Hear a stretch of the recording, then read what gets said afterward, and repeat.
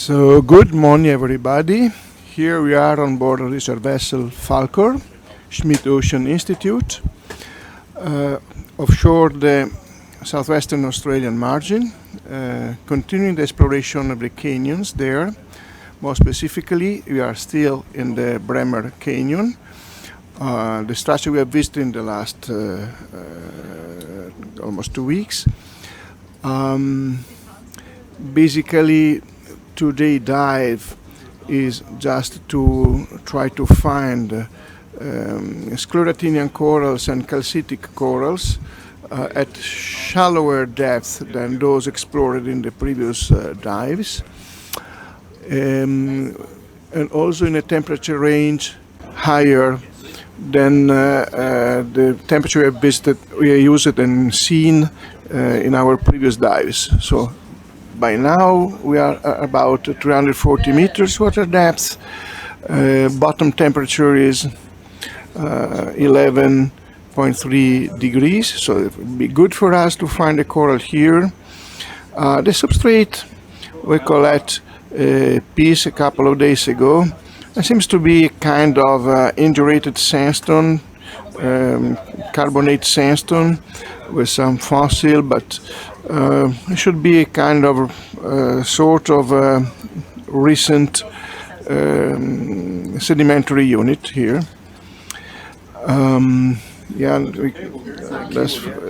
We are seeing the action of humans in the deep sea with a long cable that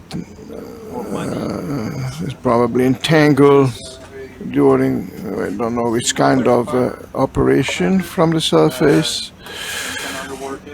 Yeah, all right. So pilots this morning for the first dive, the main pilot is Cody, and sitting next to him we have Chris.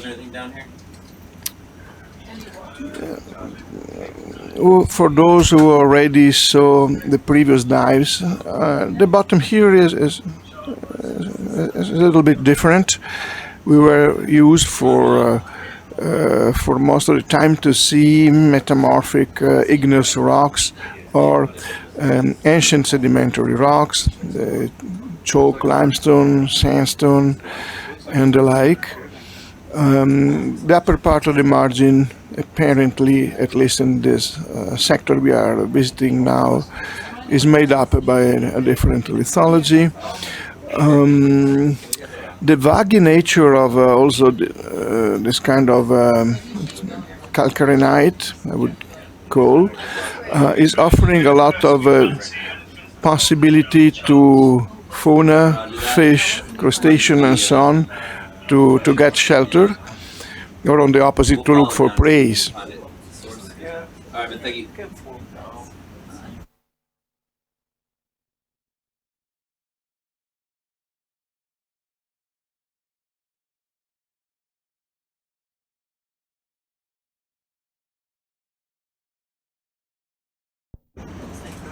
Hello, James. I can see that you are online again.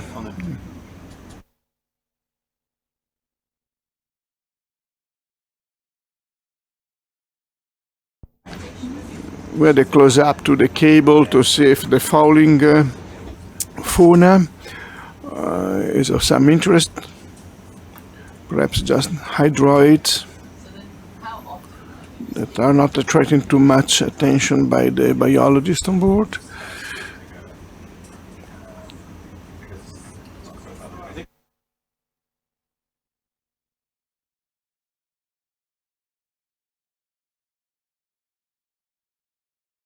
We collected some of the sediment 2 days ago. It proved to be actually a muddy sand, basically, therefore coarser type of sediment with respect to the muddy drape that were making up so much of the areas where the bedrock or blocks were not cropping out.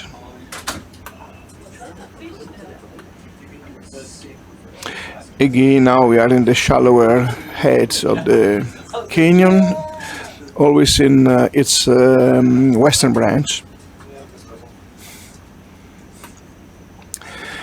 Yesterday the weather unfortunately was not that great, so we could not actually make any ROV operations.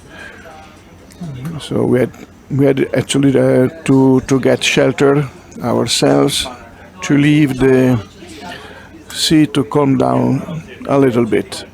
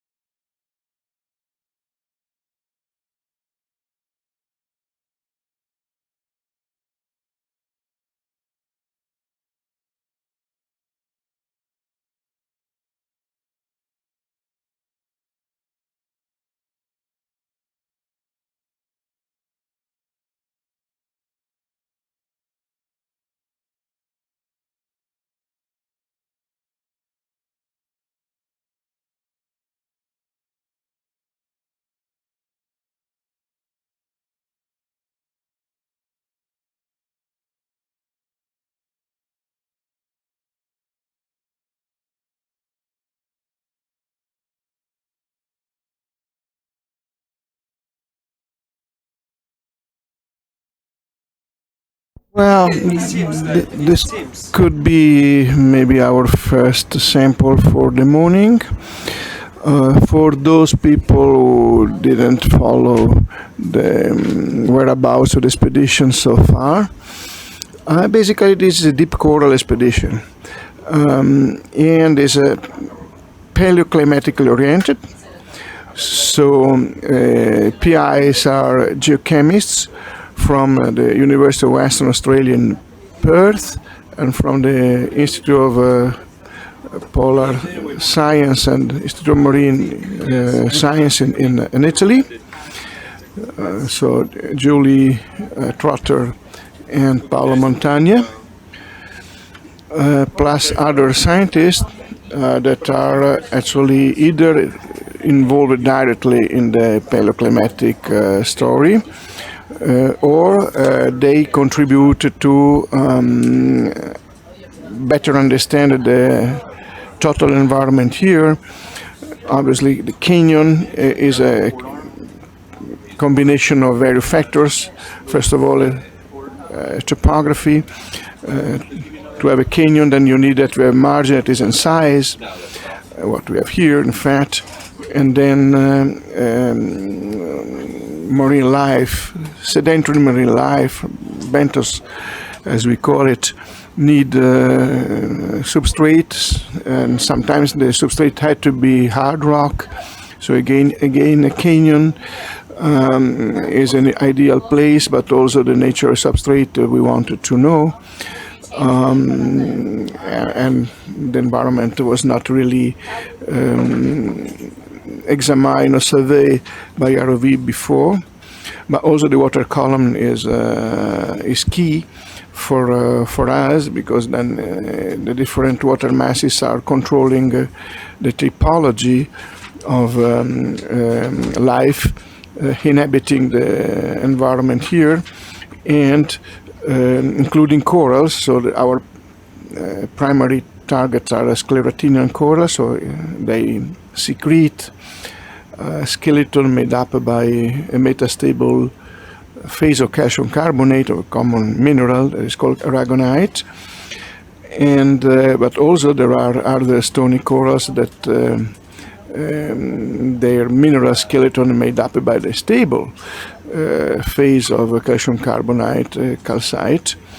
Those minerals are very important for geochemical oriented paleoclimatic studies, and they are produced by cnidarians and many other organisms, of course, like mollusk, you name. But those corals are the ones that since many years are the tracers of the sea used by paleoclimatologists around the world.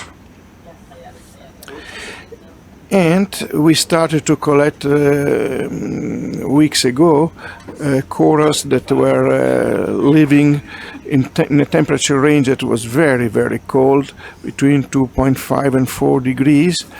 And then moving up slope, we intercept and collect corals that were monitoring water masses with temperature about 6 degrees. 2 days ago, we were already in the range of 8 to 9 degrees. And this gentleman here is living in a water temperature of about 11 degrees. So for us, it's absolutely important for any calibration that we want to do by using corals as our thermometer, and then like our paleothermometers, because we are also seeking for dead and subfossil corals. Do they occur in the sea bottom? Yes, they do. Actually, now there are 20 years that people is working out cold water corals as climatic archives.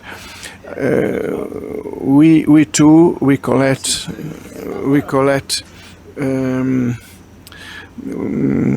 corals that were living during the last glacial age. So we doubt that this one is to be necessarily a sclerotinian. We can't see really the calyx. Possibly not, but okay, then will be one of those that will be taken for the museum, Western Australian Museum of Natural Science. We should remember once again that the Bremer Canyon, as most of the canyons in this sector here of southwestern Australia, are virtually unknown regarding their biological life, their biological content. And will not be surprised that we may intercept new species or extension range of organisms cited before for New Zealand waters or elsewhere in the Indian Ocean.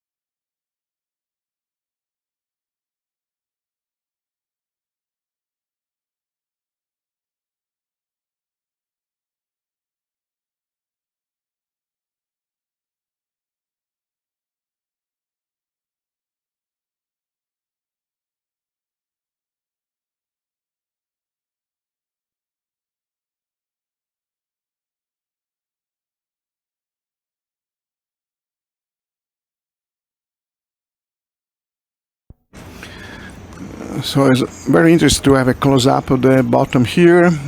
You can see that it's quite sandy, not necessarily muddy, and there are shells, bryozoan making up the sediment, the biogenic sediment.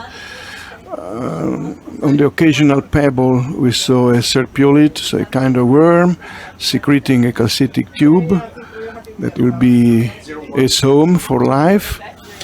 And the turf over the cable is just the colonial hydroids. But we also spot a couple of cap corals, so now we are going for them.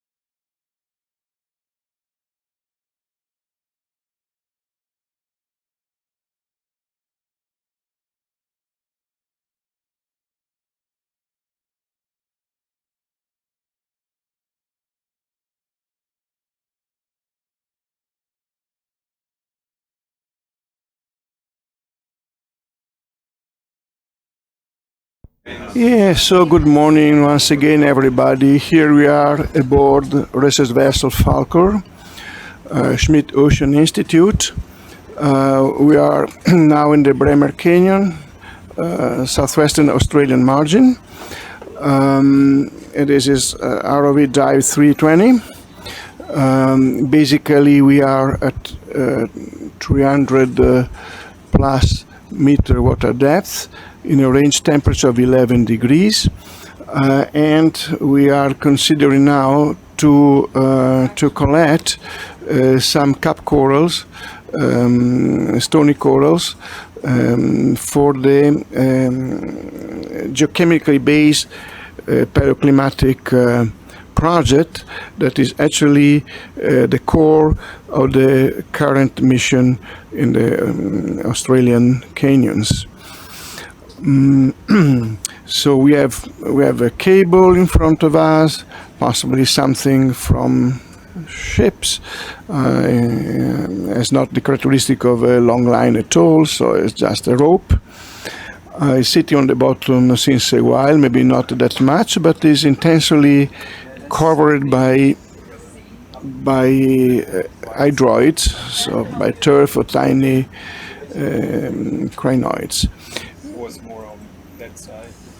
I will now stop talking for a few minutes. Because now we are considering a very delicate sampling operation, so we don't want to interfere in the communication between the ROV pilots and the PIs. But basically we are going after a solitary stony coral.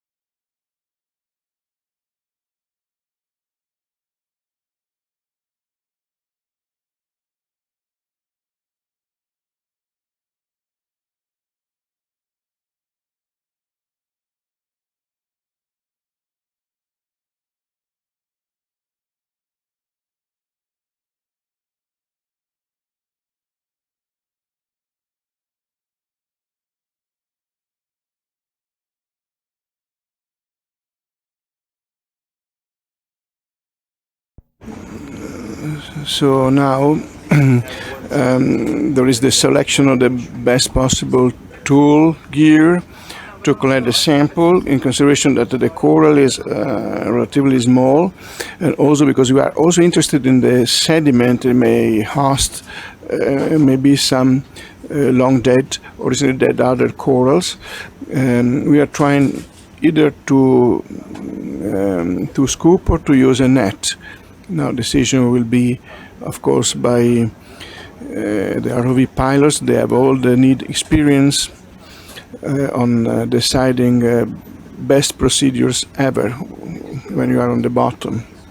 So basically, let's say observers and scientists, they provide an indication about the wish, and they will turn the wish into reality.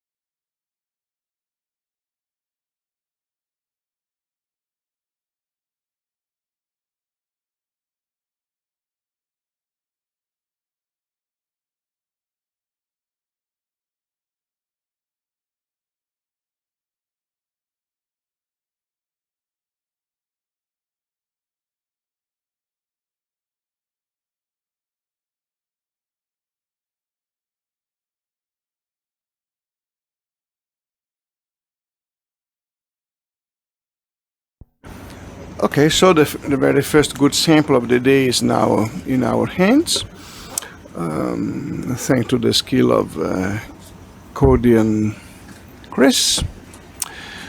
We are going now to try to locate more in this specific bathymetric belt. We are about the isobath of 340 meters.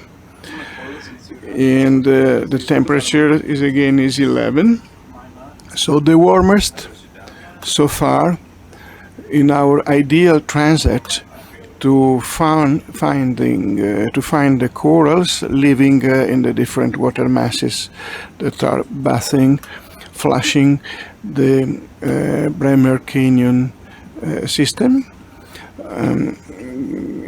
The water is made up here by various strata in a way.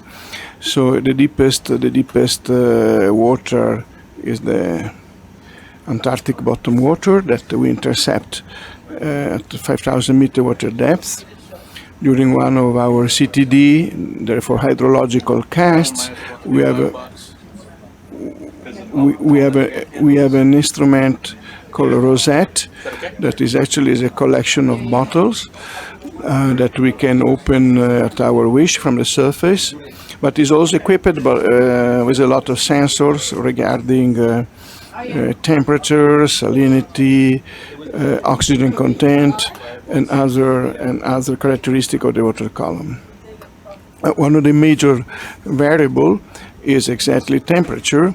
So our profile so far has shown that we have bottom temperature deep in the Bremer Canyon 2.2 degrees, and in the highest part explored so far, that means right now under your eyes, we are 11.3.4.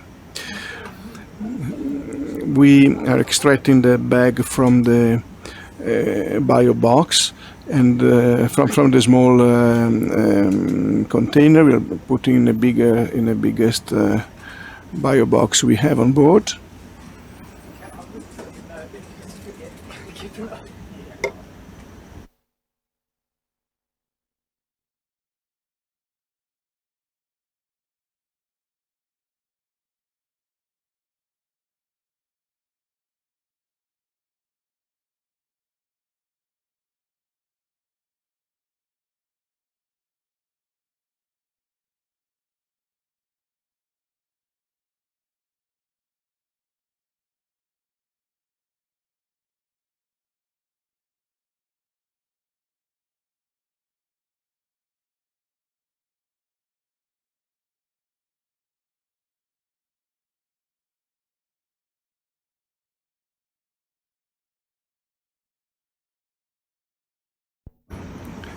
By now the control room here on board research vessel Falcor is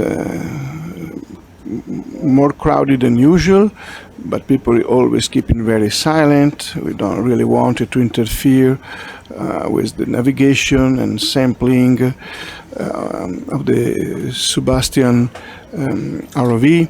That is a very complicated and fantastic robot, submarine robot, and one really wonders how it's possible to be so delicate in 1,000 meter water depth with such a big machine, operated skillfully at the console here in the control room by the team of 5 ROV pilots. Again, they are all North Americans, either Canadian or US citizens, and they shift time by time in order never to lose the kind of attention that is required to work down in the dark part of the ocean. Also, there is a lot of topography, so it's not only that you have be concentrate to sample things, but also to and so to navigate through sometimes a very dramatic seascape. You want to go back down? We have a companion, like in the previous dive. Sharks became a common sight. That's the live call next door. Right now? Yes.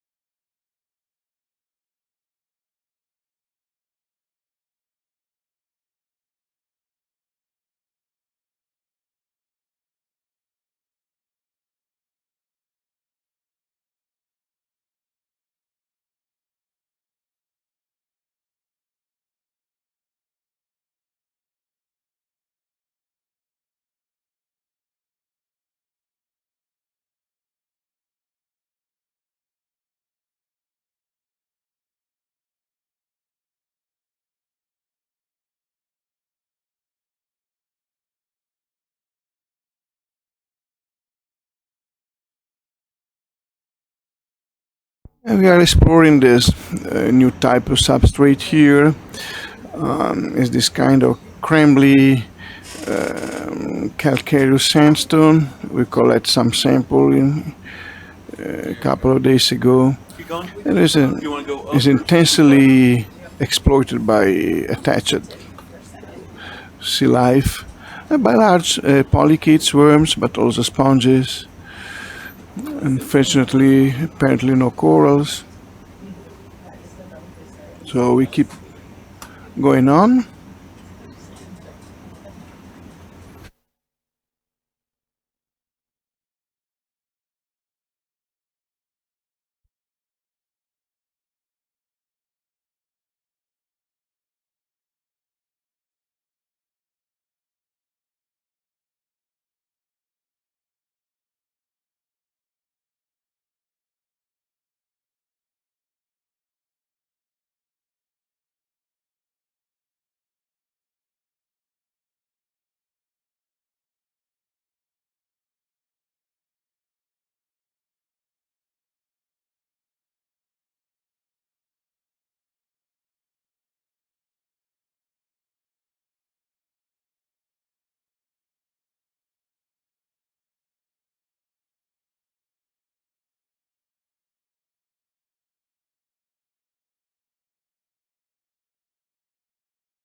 Well, it's a dramatic seascape, very different from what we saw deeper.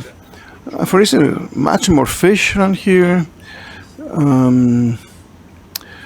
fewer corals, although we can see some gorgonians, sponges.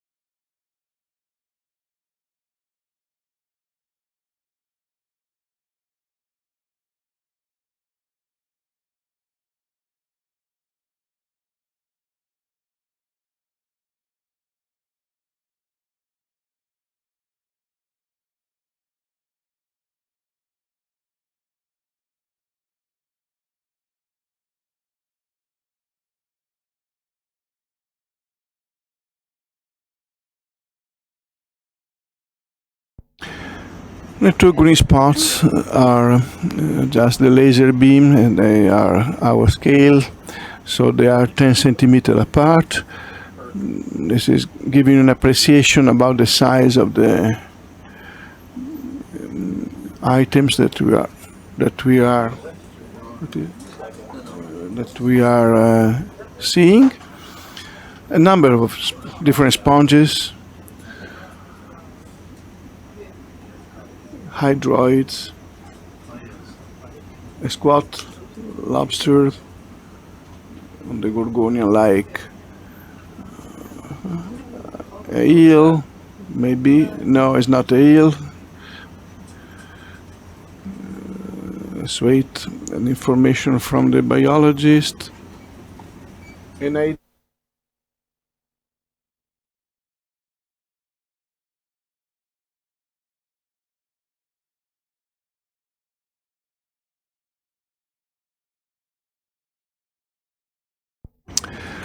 Right. So again, the science team on board is not covering all possible disciplines. So we have just formally only one marine biologist. That is Andrew Osis from the Western Australian Museum in Perth. He's responsible for collection and fixing the material for museum and scientific purposes, and then 3 geochemists, so PI Julie Trotter and Malcolm McCulloch from the Western Australian University, and Paolo Montagna from the Institute of Polar Science. Then we have oceanographers that are studying various properties of the water masses, including the stable isotopic composition, oxygen, and the like. And this is the responsibility of Greg. Greg is a policy scientist that is associated with the University of Western Australia. We have students, 4 of them. They are actually involved in many scientific activities on board, participating to the various different operations.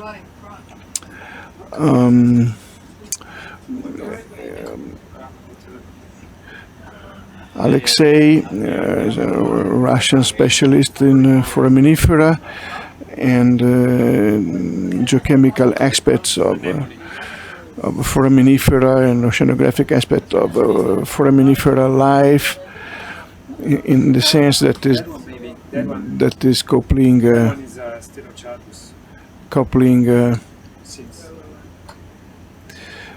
the water masses property and the composition and the test, the foraminifera test, or simply their ecological requirement.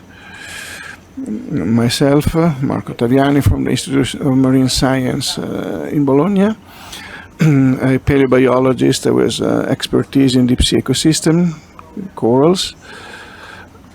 And then we have the team that is preparing the multi-beam bathymetry. That is the base of our exploration.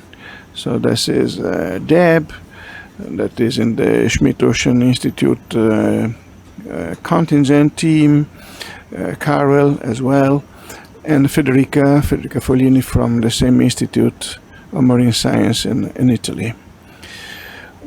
And we complement, of course, the shipboard, the crew, and the ROV team. So basically, it's a floating family by now. We all know each other by name, and we share a lot of time together for science and also for just the normal life. Now we are exploring this interesting cnidarian, but we doubt is a stony coral, so just consideration, and we will see what is going on.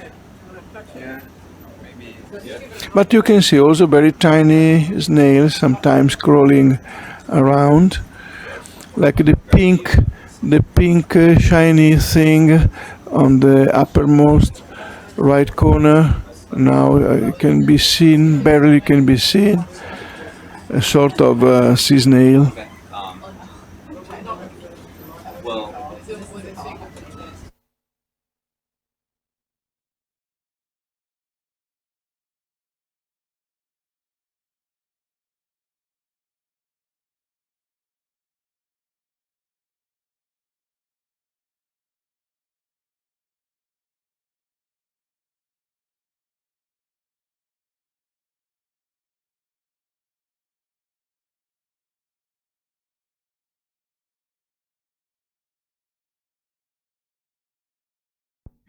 Yeah, so we doubt that this is actually a scleritonized coral, but we make a delicate try. We're going to touch it gently to see if it's withdrawing within a calyx, mineralized calyx or not.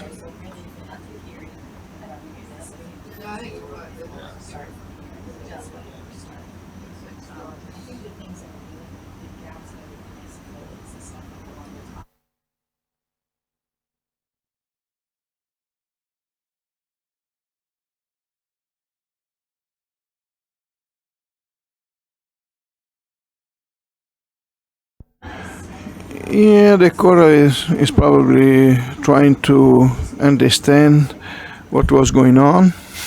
To have such an iron master next to him, probing him, and then going away. So we will leave it there? Yeah. So now we keep moving. Are you doing a white balance?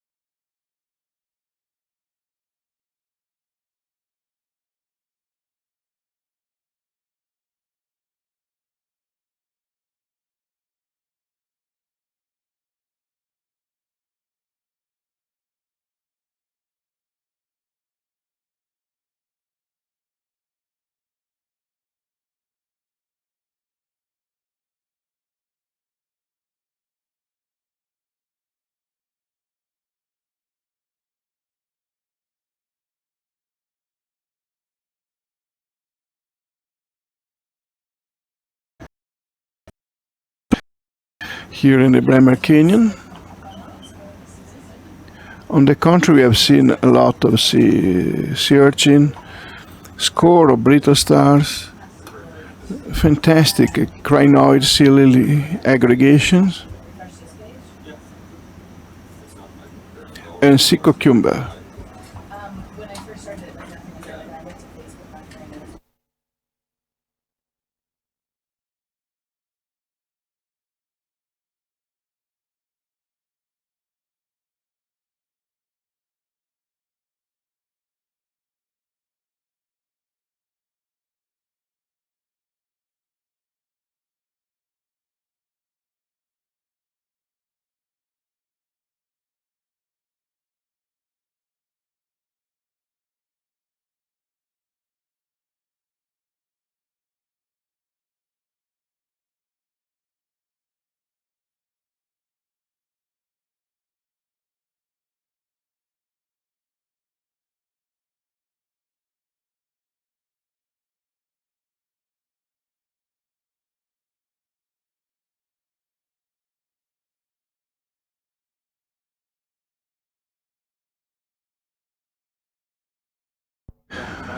Oh, hi, Dash from England. I would say that the status of the deep sea coral here in this part of the ocean, in the southwestern Australia, is quite good. We have seen plenty of lush life, a number of different species, and they really had a very healthy appearance. By comparison, when we were exploring the Perth Canyon, more to the west, we observed that they were, of course, much rarer and not so active in feeding activity like here, with all the polyps expanded in the seawater. But it was possibly was reflecting a poorness in nutrients in the Perth Canyon with respect to the Bremer system. Currently, you're right, the sea bottom here is a slightly muddy sand, so it's kind of coarse, mobile sediment. With substantial contribution by skeletal parts or bioclastic components shed by those organisms that are equipped with a mineralized shell, like mollusk, snails, bivalves, but also some group of polychaetes, like the serpulids, the corals themselves, barnacles, and so on.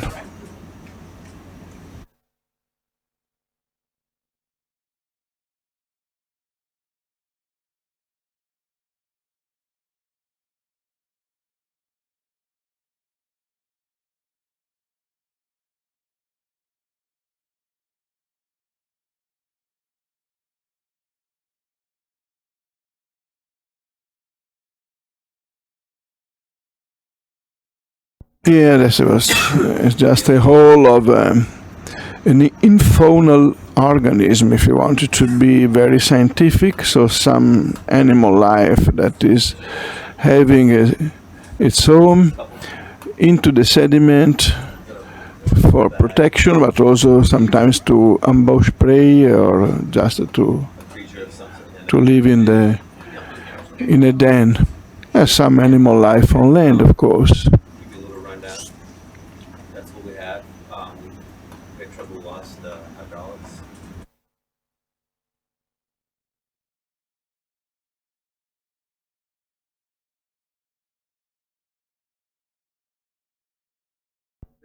And by the way, the correct name of the ROV that has been conceived and produced expressly for the Schmidt Ocean Institute, and one of the guys was in the original team, actually preparing and staffing the robot.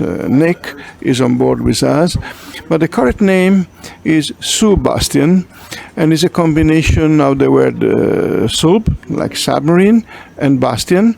And Bastian is one of the characters of the never-ending story, and you may appreciate the fact that this famous German film has been inspired the entire Schmidt Ocean Institute operation to begin with the name of the ship herself, Falcor, one of the most intriguing characters of the movie.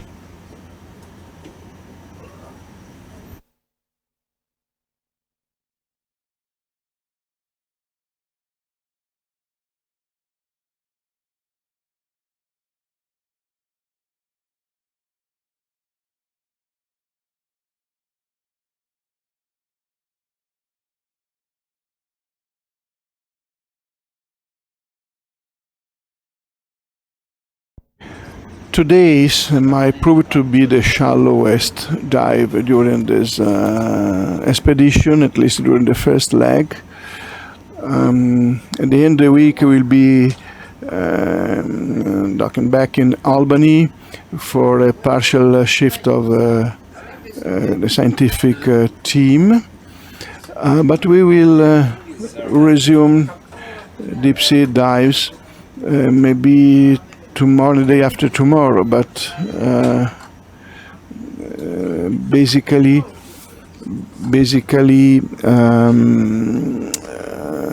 let's say everything is dictated by the weather condition.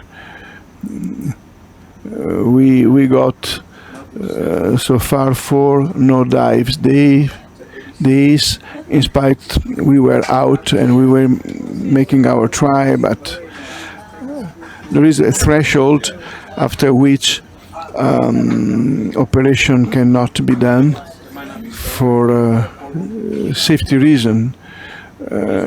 Not last the risk to compromise the ROV, and we don't have a spare one.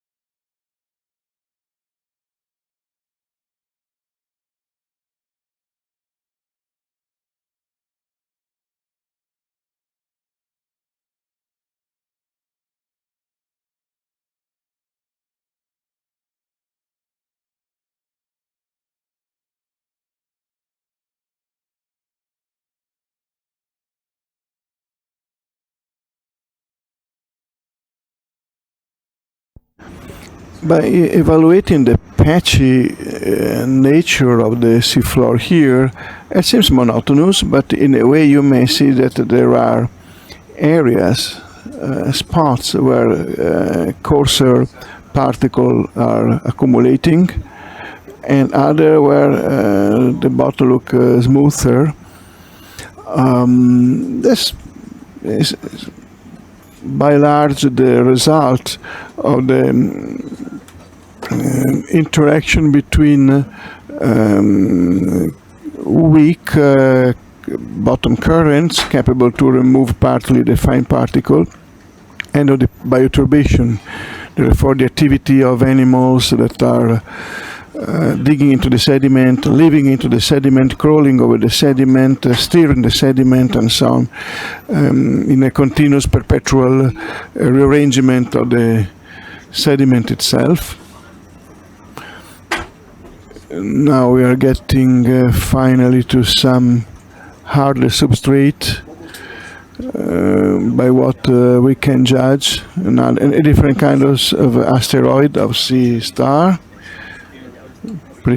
pretty one, but it should be again the crumbly lithified sandstone that we observe on the upper part of the canyon here.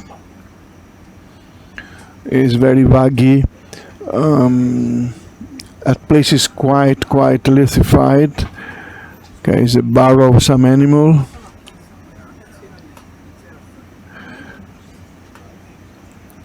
Lots of sponges.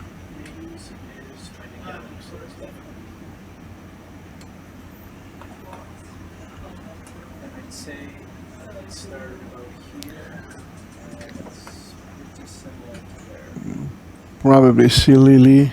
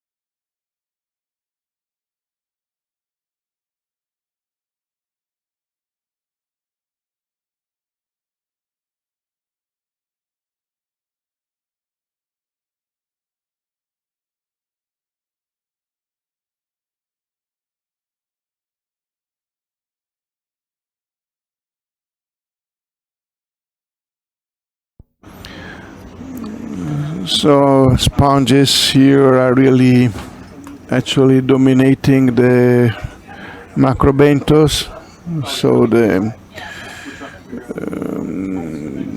assemblage of the larger animals.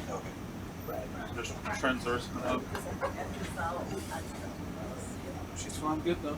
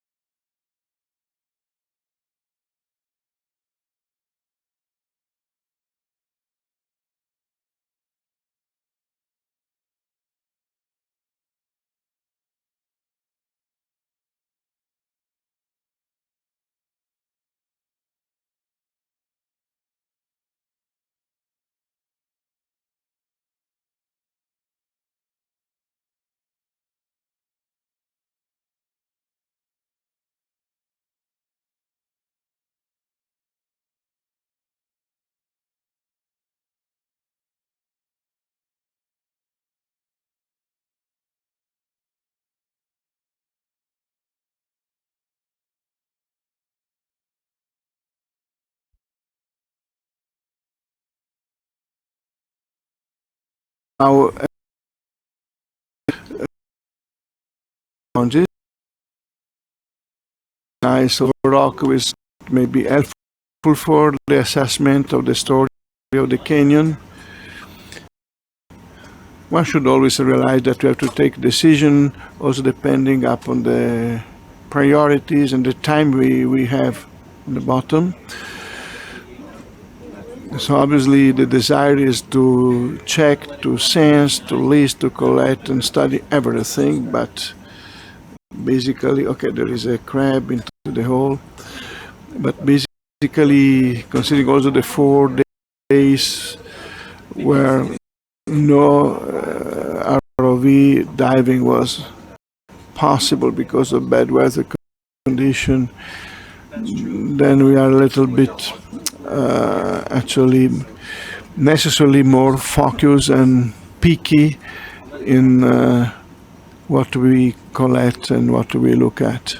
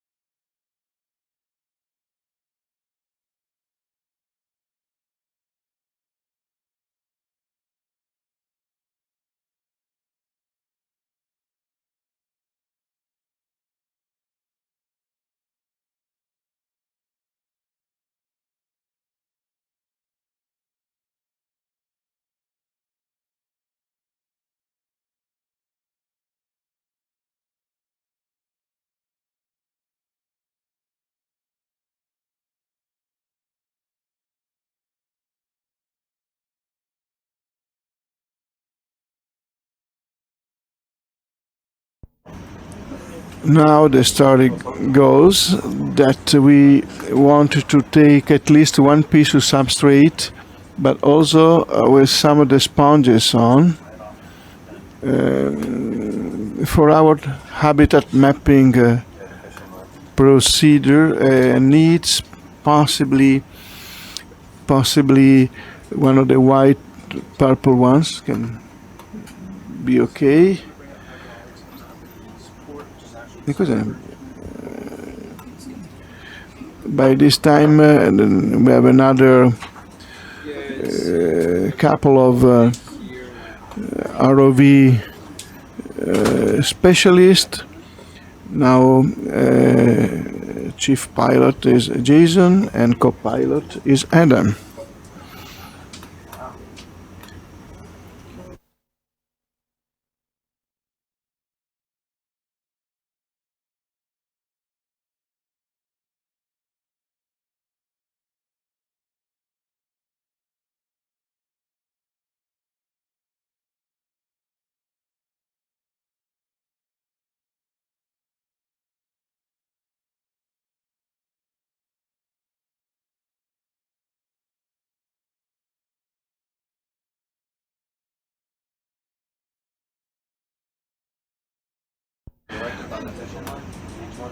Right.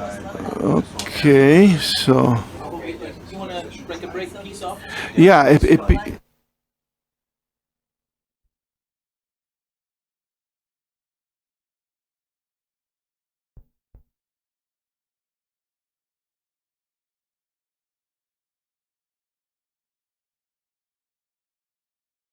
yeah, so now we are going to make our sample. You also observed the fantastic colonies of bryozoans, these colonial animals. They also are interesting to us because they secrete by large a calcitic skeleton, but they are not our prime target. Bryozoan have a long geological history. They are from the Paleozoic onwards at least. On temperate and polar seas, they can become even dominant animals, engineering the ecosystems. And they do their best, probably, in terms of size of colonies and coverage. That's good. Yeah, Let's go into a biobox. buybacks, yes, please.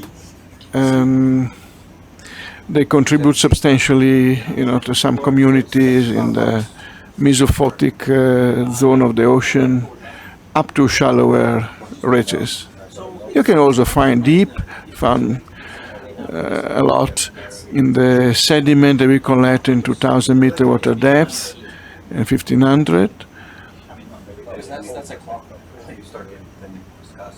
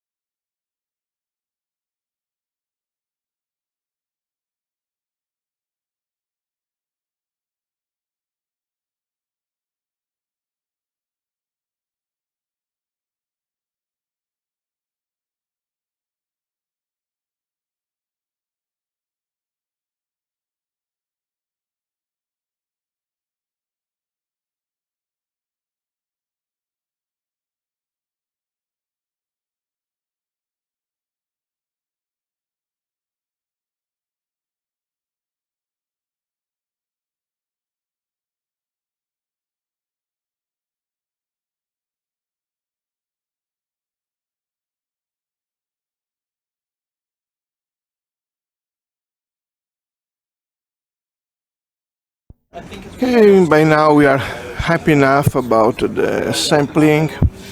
We have some chunks of the substrate here. That is actually a place is harder than one could think. That's because actually it's a sandstone and very friable, but the core is intensely lithified, so it's very hard to break. Plus, we have some token example of the sponges and the bryozoan. We will use this information later on for the scientific report for the expedition, where we will also put the basic features of the Bremer Canyon.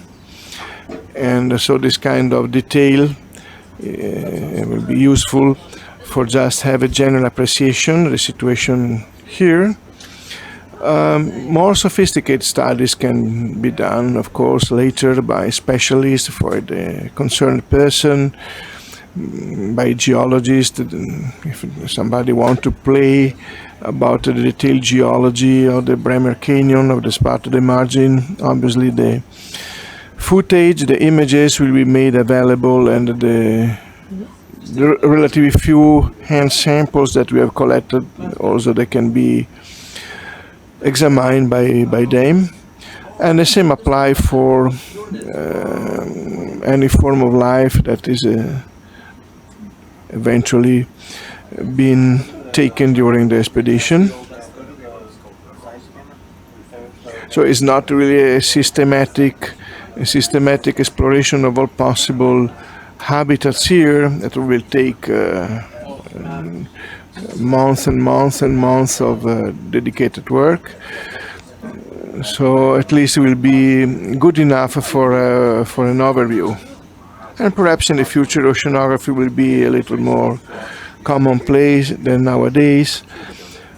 Probably a lot of instrumentation could be launched on the sea bottom without too much human assistance. Who knows? Improvements are dramatic even year after year, so a decade by now perhaps one can map and take sample in the Bremer Canyon in 4 days by simply being ashore. So we are still in sponge-dominated habitat. By large, when you speak to sponge porifera specialists, they refrain to give names by images only. Sponges are rather simpler and very complicated organisms. In the meantime, Just underneath this. we need to look at the shape of the spicules that are to be seen under binocular and possibly even a scanning electron microscope. The shape, type, and arrangement are key diagnostic factors. And if any sponge specialist is online, may confirm or add to this interpretation as a marvelous overhang. Unique, absolutely unique so far in our Bremer Canyon exploration, but also we have to say that the first time that we are actually exploring 300 and less meter water depth. So we are approaching, or maybe we are already in what is called technically the Mesophotic zone of the ocean. Even if you don't perceive it, some dim light may join down here. Not enough to algae to growth, but minimal light is available here. Obviously, if you turn our light off, we see only complete dark. Thanks.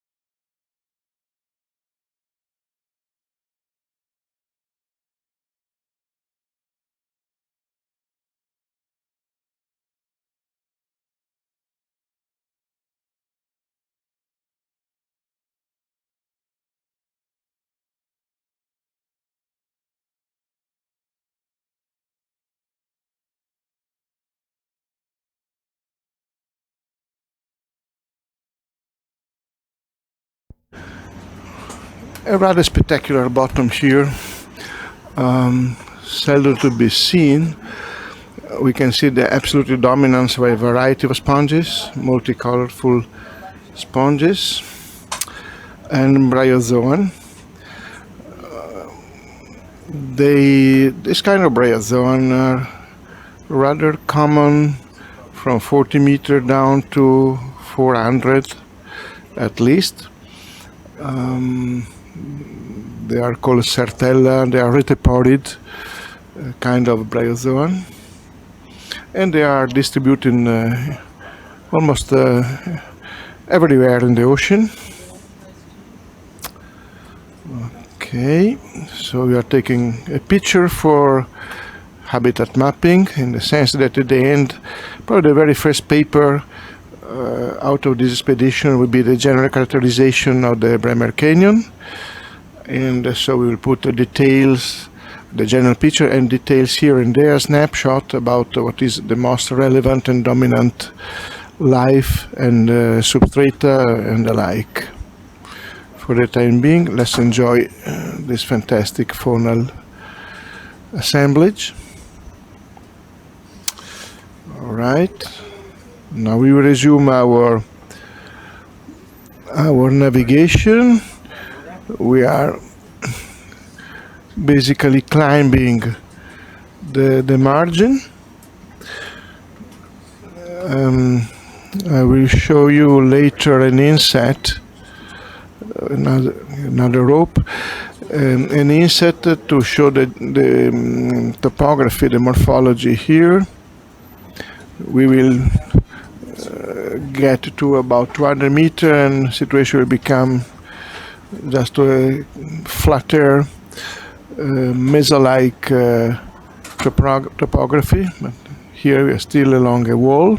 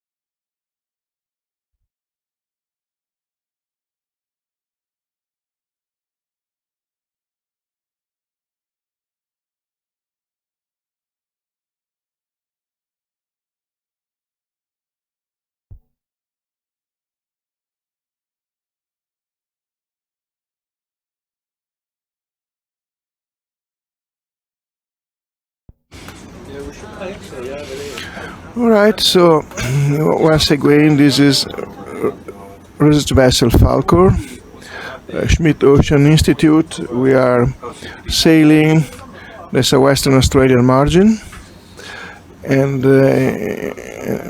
now we are deploying the ROV SuBastian on the topmost part of the Bremer Canyon system. So we are a kind of shallow, it's 225 meters. Life here is completely different from what we have been used to see during our previous ROV dives. Now we have almost a kind of total coverage of the substrate that before at least there was a sandstone, and a calcareous sandstone, possibly very recent in age, and now we are getting in an environment that seems almost completely dominated by sponges, a variety of them, but also by bryozoan. So this is what now is in the literature, ecological literature, indicating like an animal forest.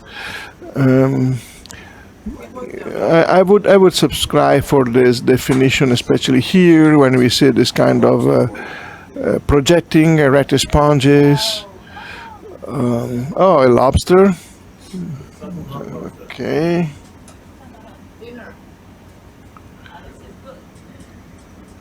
A beautiful sight. So actually, we are connecting now the deep to the shallow. So it's an intermediate part of the environment that is called the Mesophotic zone. Some light is not much, of course, but is reaching here. That deep, although not enough for algae to grow. Also, it's called the twilight zone of the ocean for the same reason. And basically, next month, the research vessel Falcor will explore and will focus on the Mesophotic zone. That will be on the northwestern part of the margin, so it's north of Perth, Mingulai Reef. Another team will be on board. Maybe only Andrew will be on both expedition, the current one and that one.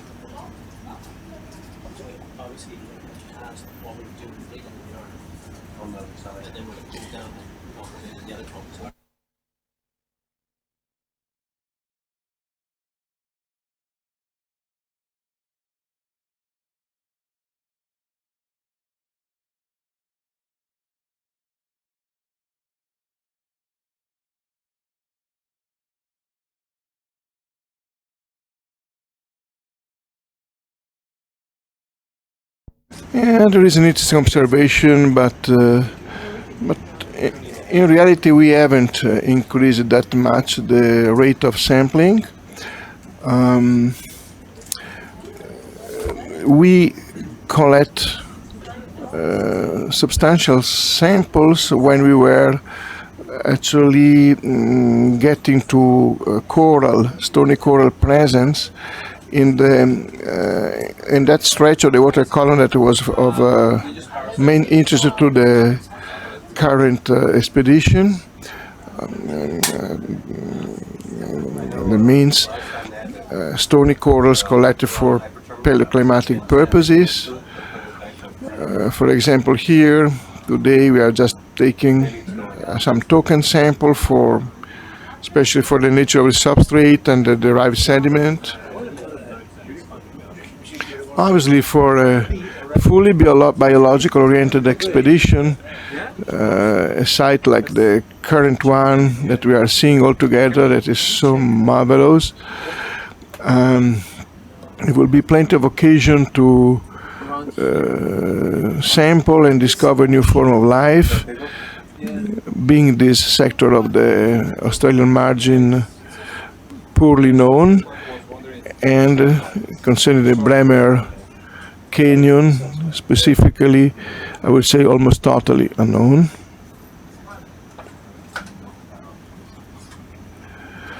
There is now some attention by geochemists on board to see if among the various soft organisms that are practically completely covered in the substrate, leaving no bare rock at site, one occasional stony coral is living among the sponges and the soft corals. It doesn't seem to be the case.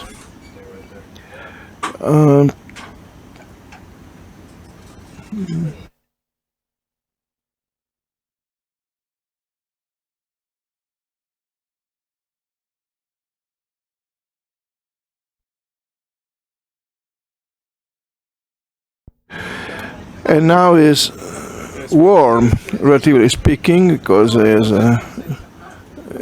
temperature is closer to 13 degrees than others. It's 12 point something, and that is the warmest temperature recorded during our expedition.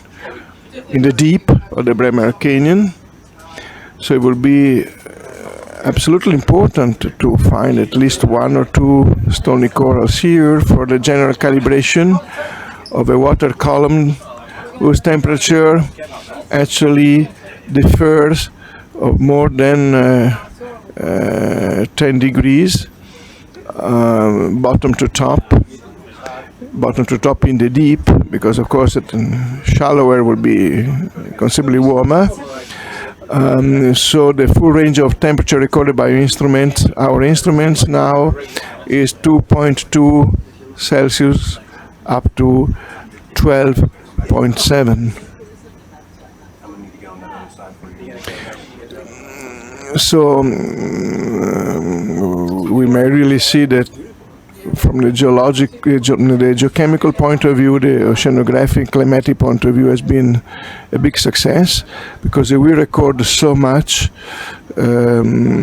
sclerotinian corals, so much sclerotinian coral sampling from the entire water mass here, intercepting the very cold Antarctic waters to milder Indian Ocean waters and intermediate Antarctic waters, all with coral life in it. But let's enjoy this faunal paradise.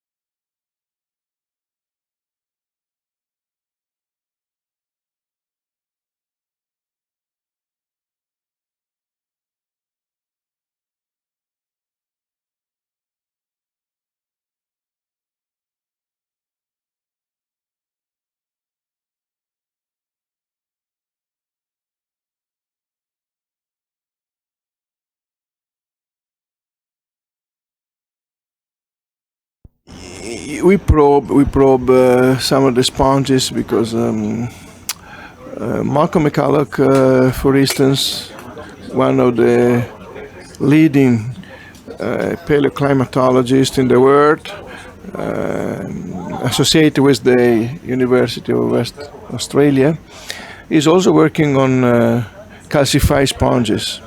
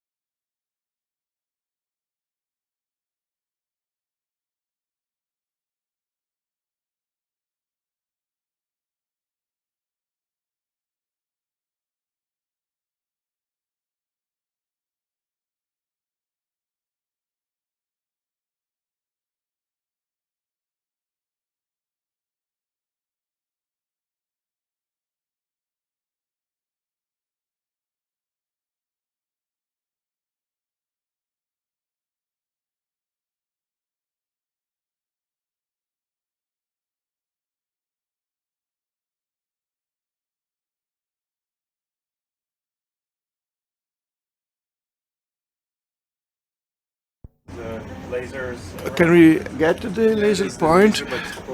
Okay, this is the biggest Australian crab, according to Andrew Hosey. So, No, it's only about 10 centimeters long. It's not like the ones in the Northern Territory that are humongous.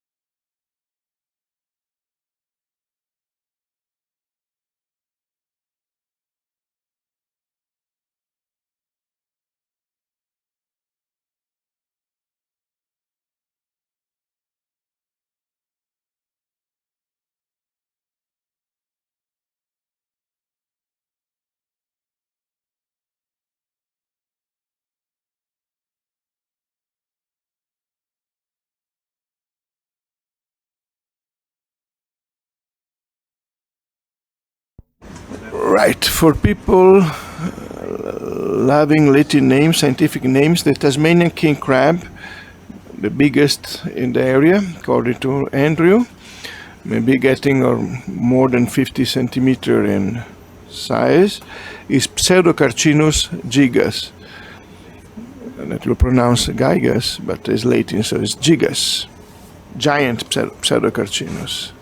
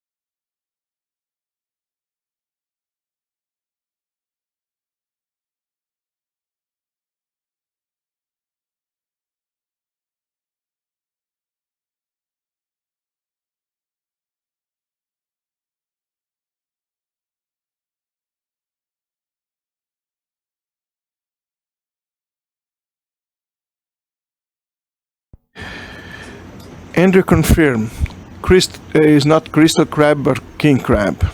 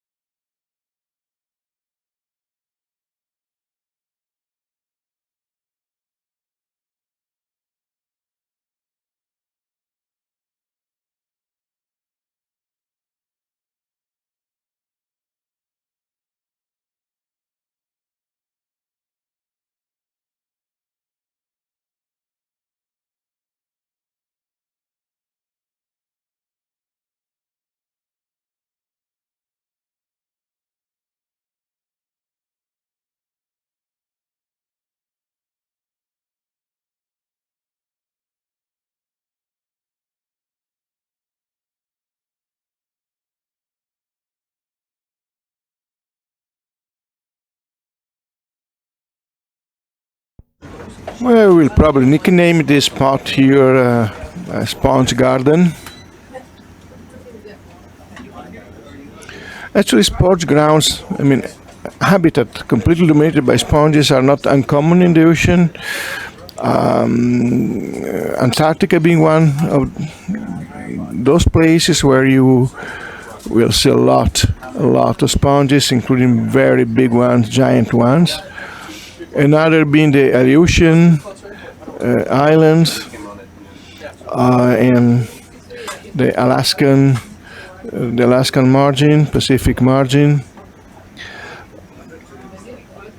They really form reefs there that eventually they migrate in the cold water coral reefs at lower latitudes. But for most of us, this is the first time that we are seeing such a sponge garden in temperate waters.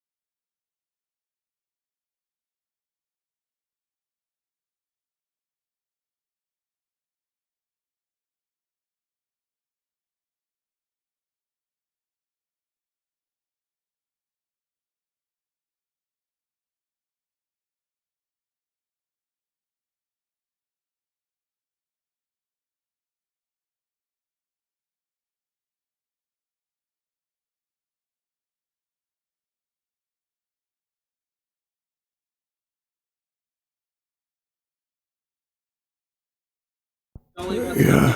So this is a magic seascape.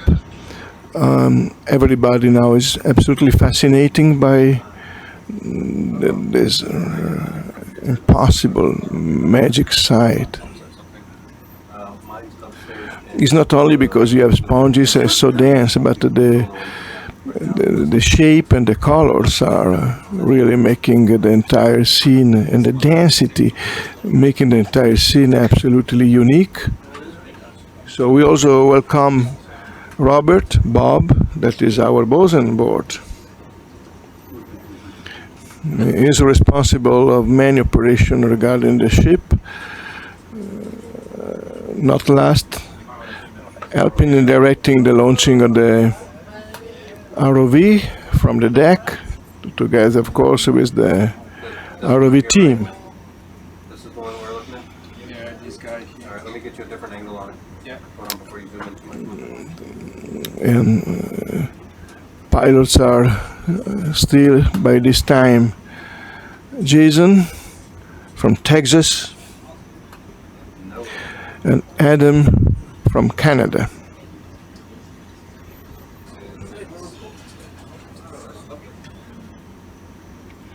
Bob is from Kenya. Touch it. So contributing Africa to the 5 continents that are traveling right now on board the research vessel Falcor, the Schmidt Ocean Institute, exploring the southwestern Australian margin. So we have representative of the Americas, of Asia, Oceania, of course, Europe, and Africa. We have no natives from Antarctica, but for the rest, the world is represented, and we are only 35.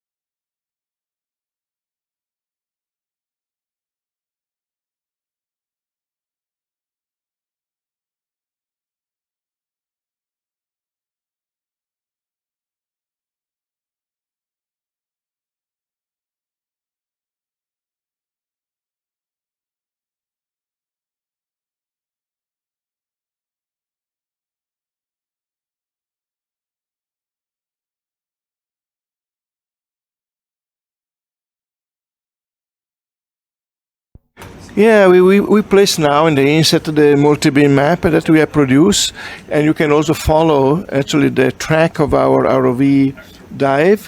So then you may see that we were just coming from a rather flat, I would say, sort of plane at the beginning. There was not much obvious life. Of course, there was life, but nothing really too spectacular. And then we climb let's say the slope made up by this crumbly-like but at sight very indurated sandstone, calcareous sandstone. And now we are getting to the plateau, to the top. So basically, most of the wonderful sponge garden was the second half of the slope.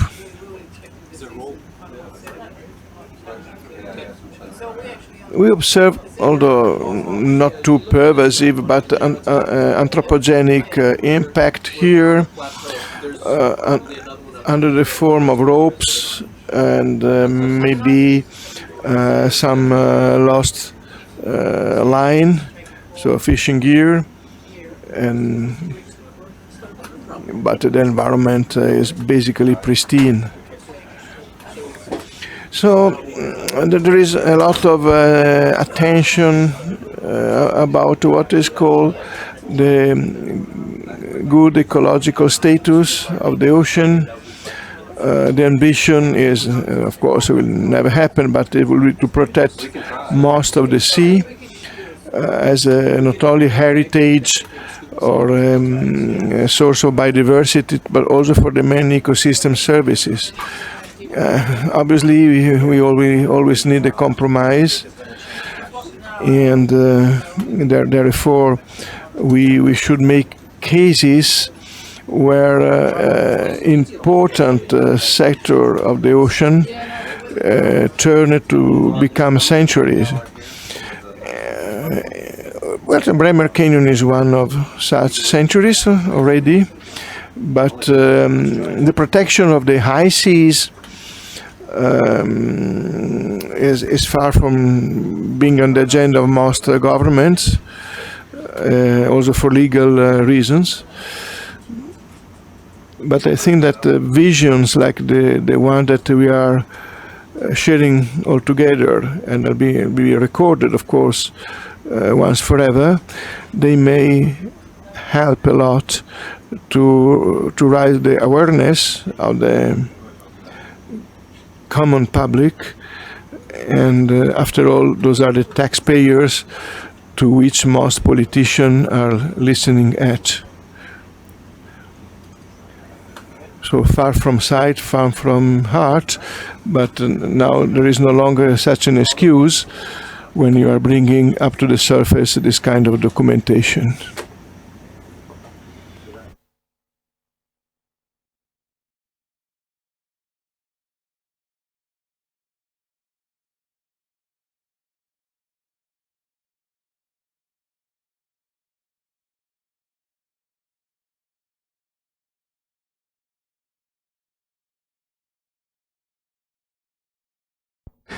So the operation here, first we collect a scoop, we scoop some sediment for general assessment, and also to recognize perhaps the various components contributing to make the sediment itself. So they will be probably shed by a number of organisms that you cannot see, since of small dimensions. But now we are getting something more sophisticated, or at least we'll try, because the sediment is very sandy, so it's not immediately obvious that it will be retaining into the corer. But we'll insert a push core into the sediment. Then we will have some stratigraphy.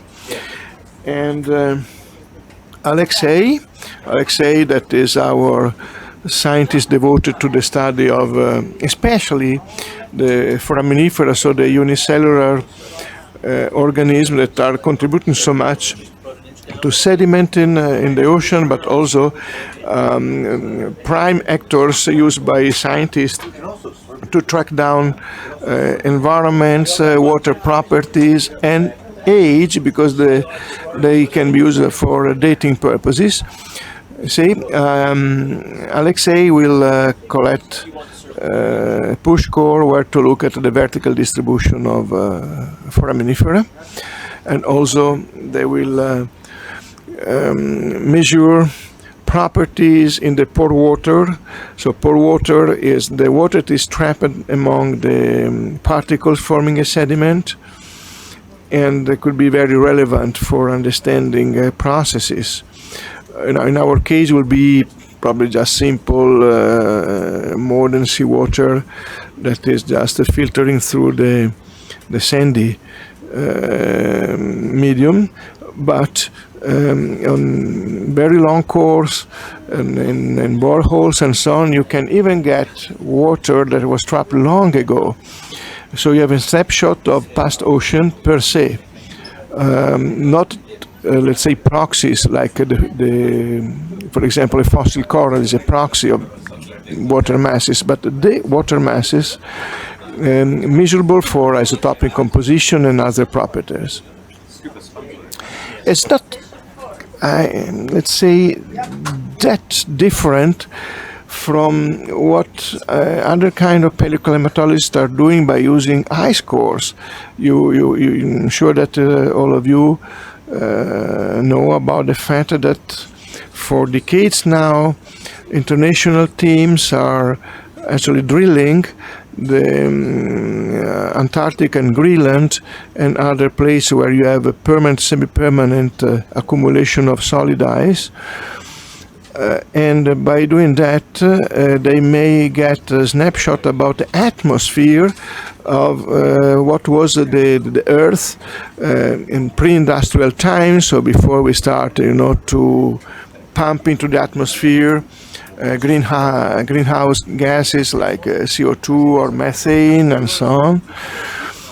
So going back even to 500,000 years ago, and see how the atmosphere was changing through time up to today. Then this information conveyed to modelers. They have equation, algorithm, and so on, and they will evolve, let's say, prediction about what is going to be our future, a future for ourselves, but especially for next generation.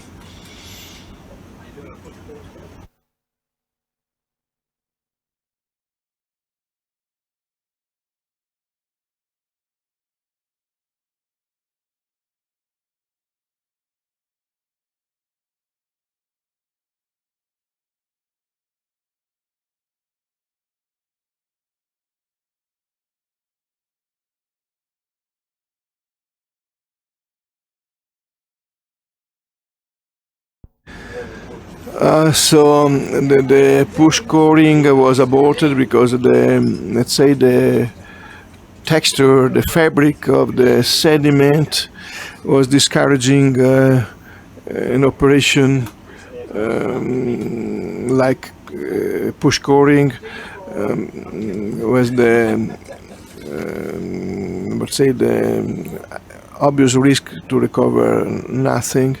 So we don't really want to waste time. Now we are seeing too many different things. Again, today is not an optimal day regarding the weather, so the condition on the surface are always to the limit, and as it was 2 days ago, we may call off any dive at any time if situation on the surface is deteriorating. So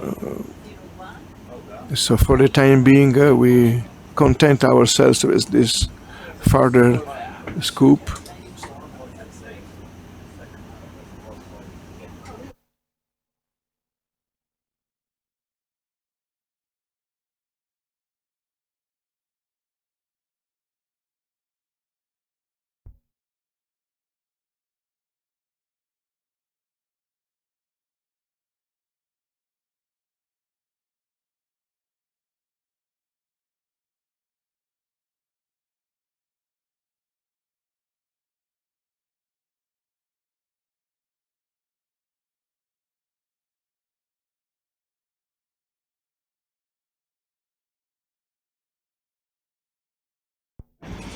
Yeah, again, now we are taking one of the many sponges in order to help categorize a little bit better the environment here.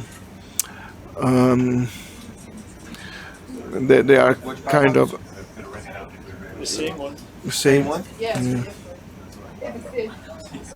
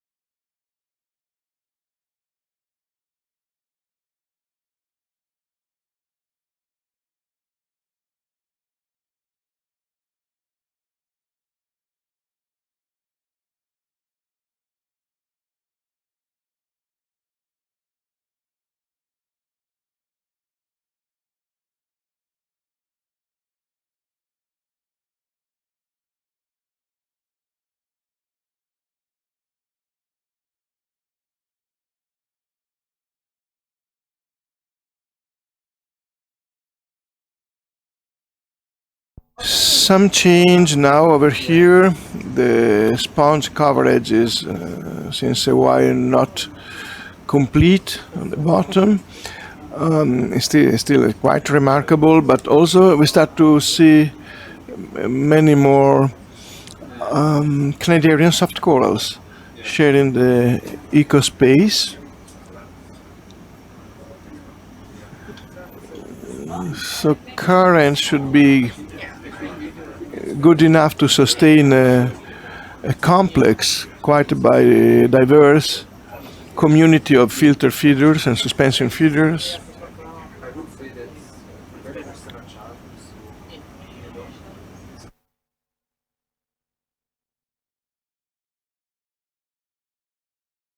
We will keep continuing scouting now the margin, the edge of the plateau here. But soon, all likeliness, we will try to go deeper once again to going back to coral world. In the sense that we still need to have sclerotinium for the core of the project. This morning we collect one, possibly caryophilia, in relatively warm water. It was 11.1 degrees. That's good. It's an end term for us, for our story.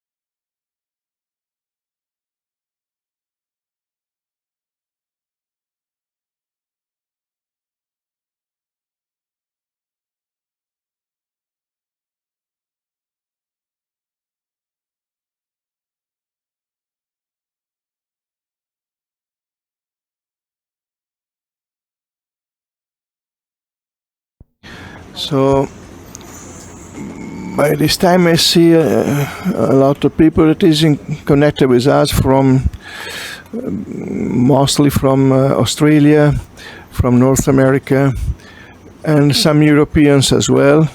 In Europe it's still very, very early in the morning, and also perhaps also some compatriots. So the current expedition is actually is jointly conducted by the Western Australian University in Perth, and CNR in Italy. I think now we have a blackout. Hopefully, we hope that is getting back to.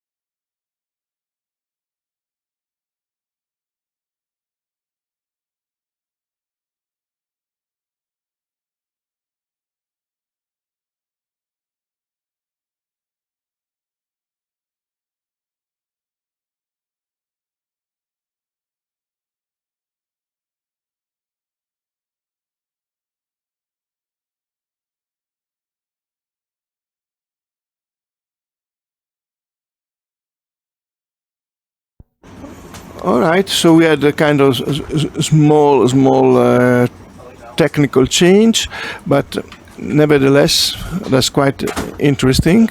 So we are not using by now the light, and this is the real light that is reaching the bottom. So we were discussing before Mesophotic, twilight, and so on. Now we have an appreciation that there is some ambient life. Possibly not enough for algal growth. We haven't seen any algae, not even the red algae that are those that can really get in deeper with respect to the other photophilous algae.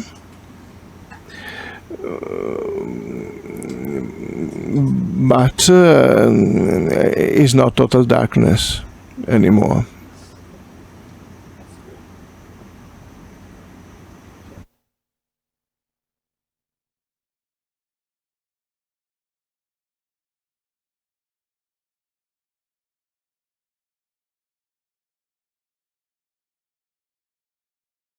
So now we are re-illuminating the bottom, but I think it was great really to see the real situation. And I was just discussing before about the fact that more and more people is connecting to the real-time survey. So by this time I should also welcome from somebody from Italy. So we have some early sighter. So I was saying that this expedition is basically carried out by Australian scientists at the University of Western Australia in Perth, and by Italian scientists, National Research Council, CNR in Italy. So I will just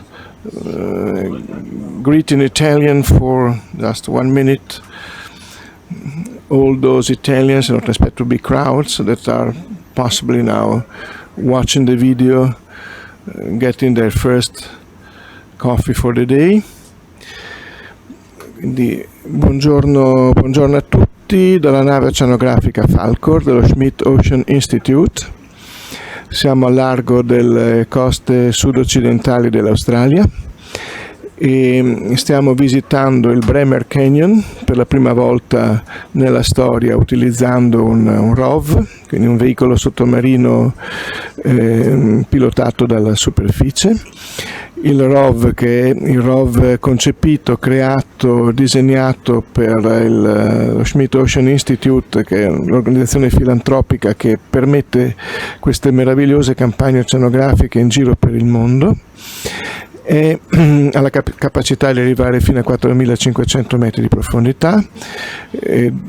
La immersione più profonda che l'abbiamo fatta a 3.200 metri di profondità all'inizio della campagna. Abbiamo poi continuato a esplorare il canyon nei suoi molteplici aspetti, un canyon meraviglioso caratterizzato da tanti tipi di fondali, da pareti ripidissime fatte di granito a collinette fatte di un calcare soffice bianco e comunque bagnate da varie masse d'acqua, dalle fredde acque di fondo antartiche con temperature anche di 2 gradi fino a acque intermedie o acque dell'Oceano Indiano, e le massime temperature le stiamo registrando proprio adesso che voi siete in connessione, con 11 gradi e qualche cosa di temperatura. Lo scopo della missione è principalmente quello di individuare e campionare coralli scleratinari, quindi muniti di uno scheletro aragonitico, per studi geochimici a sfondo paleoclimatico. Il gruppo italiano comprende come co-capo missione, che si affianca quindi a Julie Trotter del UA di Perth, Paolo Montagna dell'Istituto di Scienze Polari del CNR, la sede di Bologna, Federica Foglini che contribuisce alla battimetria multibeam e alla importantissima esecuzione di mappe tematiche, ma anche di quelle che ci permettono di scegliere al meglio la calata del ROV. Il sottoscritto Marco Taviani, che invece si interessa di paleobiologia e di ecosistemi marini profondi, e che ha l'onore e onere anche di fare la diretta streaming per la campagna in corso, campagna che consisterà di 2 leg. Il primo finirà questo venerdì e poi verrà su un altro gruppo con parziale ricambio del personale scientifico. Buona visione, buon ascolto, utilizzate pure anche voi la chat line per curiosità, indicazioni, suggerimenti, domande. Là dove sappiamo possiamo provare a rispondere, ma qualche volta qualcuno di voi potrebbe saperne più di noi e darci un'indicazione che poi condividiamo con chi ci sta seguendo in diretta. Grazie e buona giornata a tutti. Okay, sorry, that was a long greeting in Italian for the Italian potential public. Given that the team on board is binational, but now I will turn, I promise, on my broken English for commenting the dive. So now we are again going down, so in fact we are repeating a little bit what we have seen, in the sense that we have this ledge of bedrock. So the sandstone is a carbonate cemented sandstone that is probably ideal for a lot of benthic life to settle, being on occasion very, very hard. We got sample, we can tell you that it could be very hard. So a solid, robust base for the attachment of those animals that require the hard substrate to attach to. In the meantime, it is very buggy, and the place is friable, so it's offering a myriad of possibility to macro and micro animal to settle, and of course to nectonic animals like fish and so on to come visiting the spot and eventually feeding upon part of the creatures living here.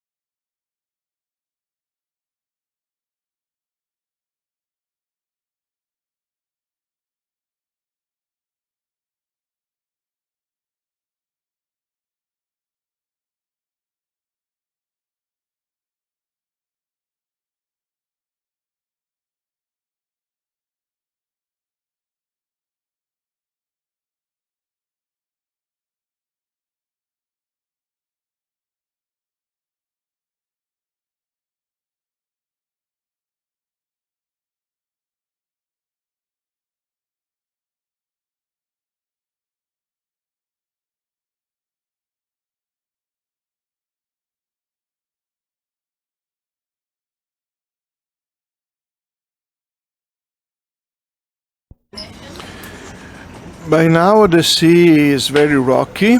We feel that because we are of course on the ship, and so our chairs are moving up and down, and there's a strong contrast with the absolute quiet of the sea bottom 250 meters below.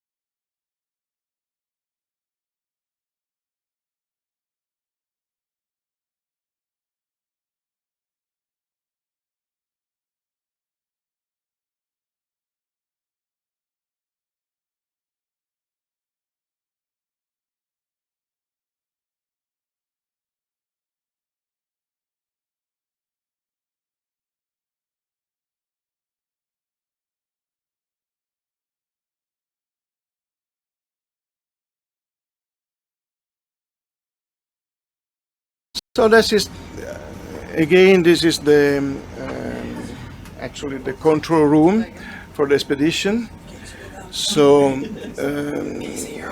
you may have an oversight of how many people are working for the ROV operation right now. So we have the pilots, Jason and Adam. Carl on the background is one of the marine technicians playing with all the instrumentation on board, from multi-beam mapping to just to the CTD casting and so on. Then there are the PIs The PIs, maybe we can see the PIs. This is Julie Trotter from Western Australian University and Paolo Montagna from the Institute of Polar Science in Italy. And then on the other sector of the room, we have the people that are actually filing up the data, the biological data, the substrate data, all information that then will be actually memorized and used later for our, let's say, scientific work, as shown. And so we have Andrew Houses from the museum, West Australian Museum in Perth. Gilly, she's a student that is now training herself, and Federica Foglini is another multi-beam specialist in habitat matter.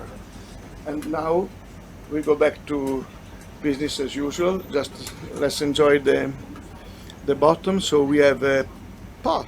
So it's possibly a lost fishing gear of some sort. Ghost trip. I'm guessing that's too big to live. Yeah, probably, yeah, to trap crustacean or something like that, Andrew. Yeah. That's are often lost in caves, I can tell you. This is something that happened on many occasions. Sometimes we got splendid collection of stony corals on derelict fishing gears. They may act actually like stepping stones. So in an area where you don't have hard substrate, and for example, if you remember some of the names that we were introducing in the past days, like Desmophyllum, Solenosmelia, and other stony corals, they need an attachment for their lives, and there should be a hard substrate, and obviously mud and sand they don't make. So they would really prefer to have a rock. But if you don't have a rock, and that could be the case in many places, and something is accidentally or purposely dumped in the water, it could become actually a site for them to grow. And like a stepping stone, they can colonize spot by spot by using also this irregular, unexpected kind of substrate. That is not to recommend that we dump anything at sea, of course.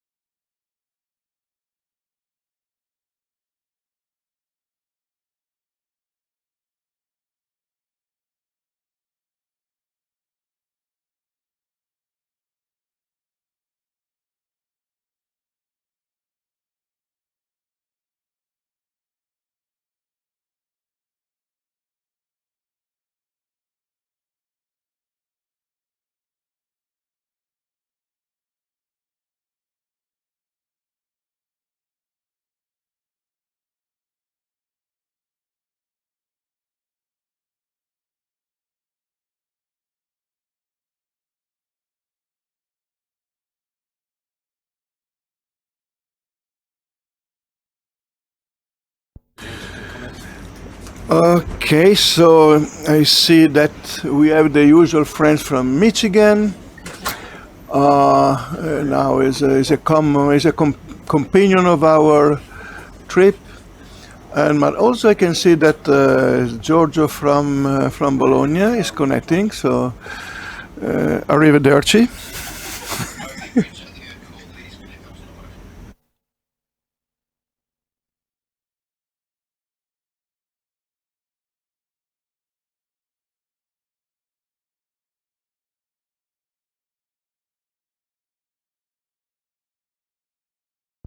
And so another shift by now. Now is again Chris with Cody. Chris as a main pilot and Cody now as co-pilot that are conducting the ROV operation here. Yeah. It's kind of weaving back.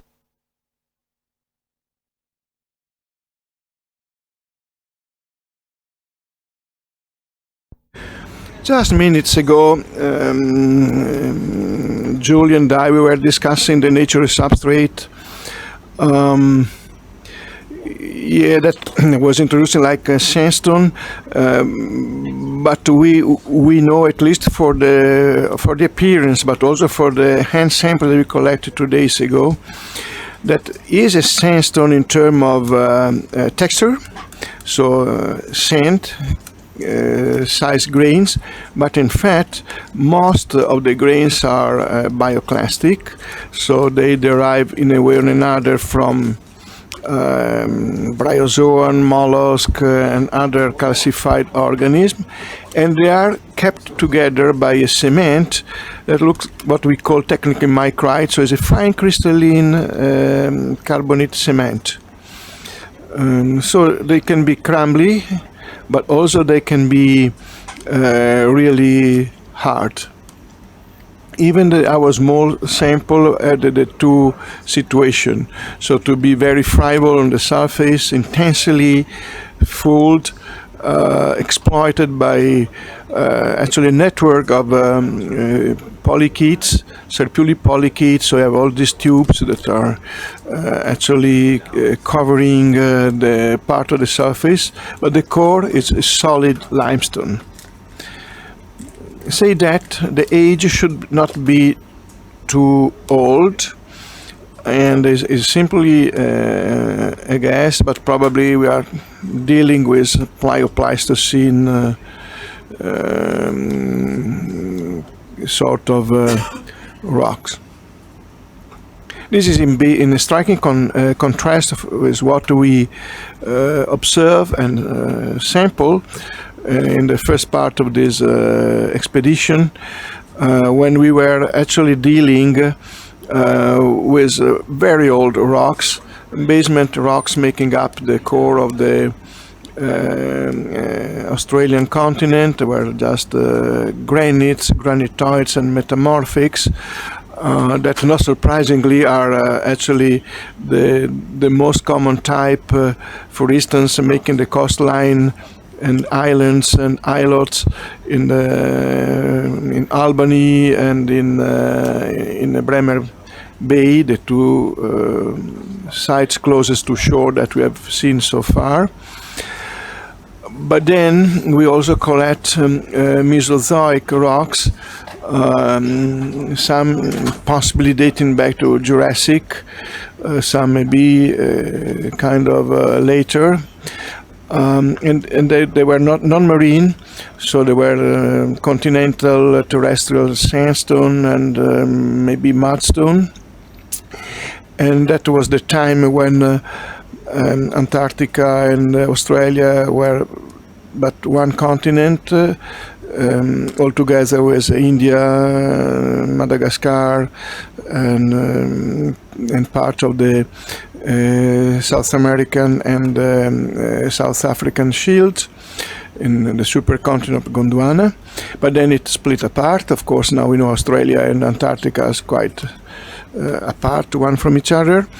And while doing this process in the early stage, of course, the sea actually start to be interposed between the two drifting continents. At the beginning, it was a shallow sea, and then quite quickly, I would say, geologically speaking, it deepened, and so we accumulate deep water carbonate sediment and rocks, exactly the type that we also sample ourselves, maybe in 2000 and plus meter water depth in the Bremer Canyon, and they are still very soft, and so they don't really produce any dramatic seascape down there.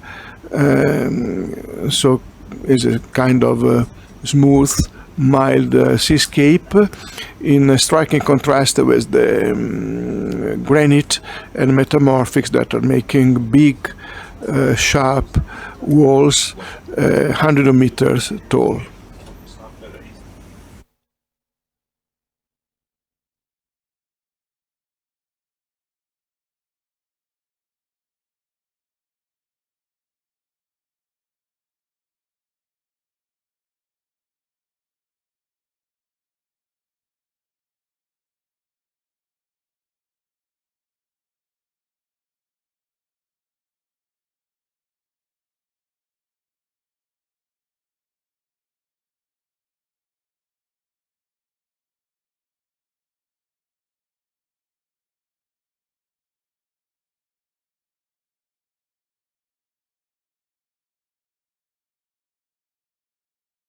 Okay, so the chat line. Oh, ciao Radiger. Thank you. Or Radiger, I don't know the pronunciation. And okay, thank you also to Kubota Mandan. And where are you from?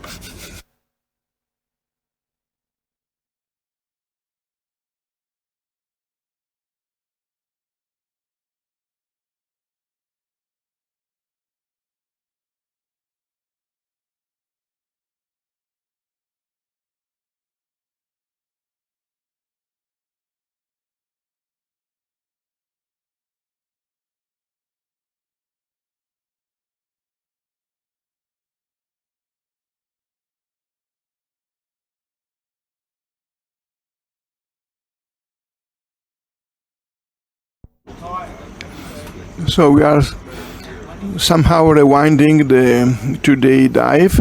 So we start in 220, 230 meter water depth, then we climb up. That was what Julie, the PI, wanted to do, because we have zero clue on the upper part of the canyon system, and that's why we crossed through the unexpected in a way, but magic sponge gardens. But now, again, scientific priorities are calling back to try to identify and sample corals, possibly in the 10 to 9 Celsius temperature belt.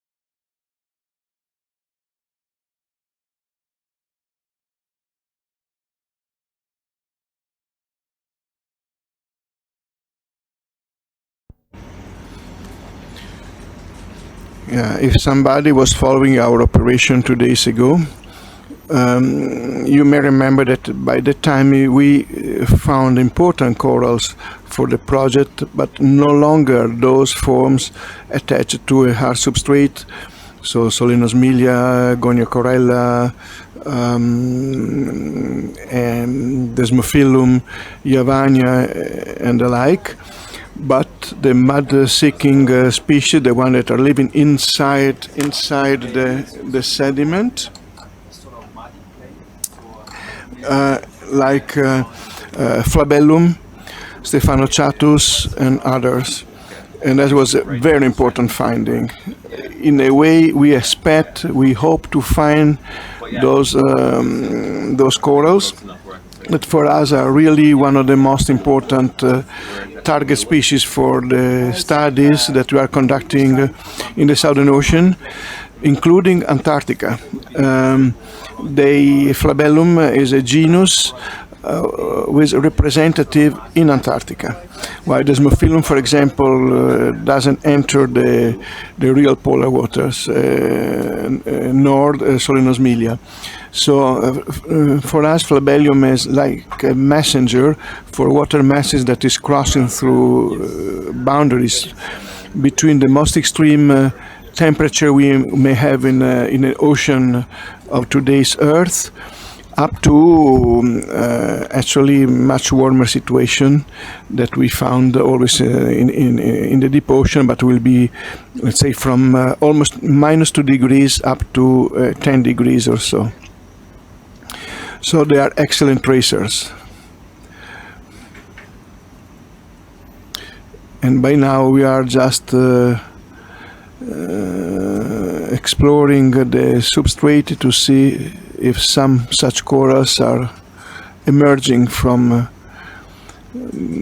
the apparently featureless and monotonous muddy bottom. It's a little bit more of a...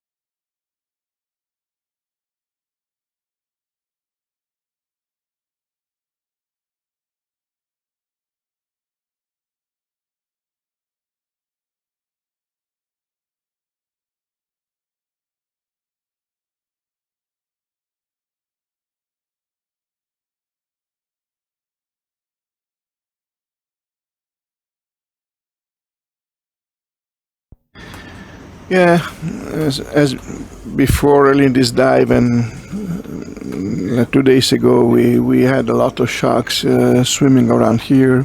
So this is an anemone, is not really one of our target species.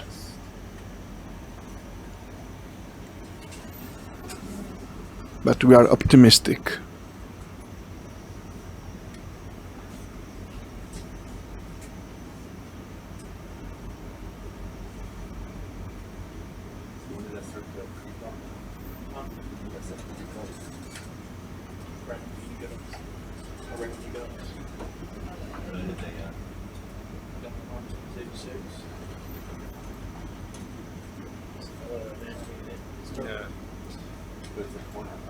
the flabella we saw 2 days ago, they are like a bit exposed with the skeleton folds. Yeah.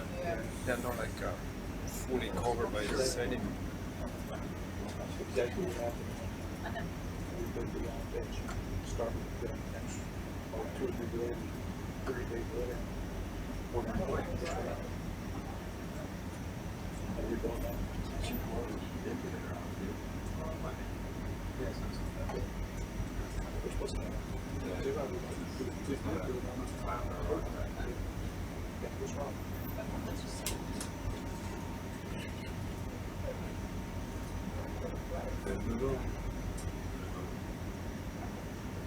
How about there? What is this? Oh, I'm sorry. What are you looking at? That is one. That is what we want, and now we start probably. Alright. Gotcha. So these are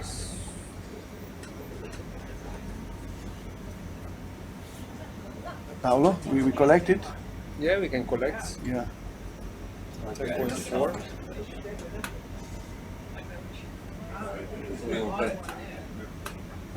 So it's ABC. Is below. Okay. I think you can see anymore. I stood down, just looking for a fish to get up underneath me. I don't want to land on the little guy. He's just out enjoying his day, so you know. A little bit up here. ROV land tunnel. Is that good? You happy with that?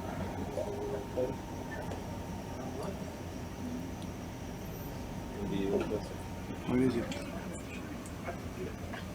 I'll get you close. I'll take that. She is. Okay, good. There.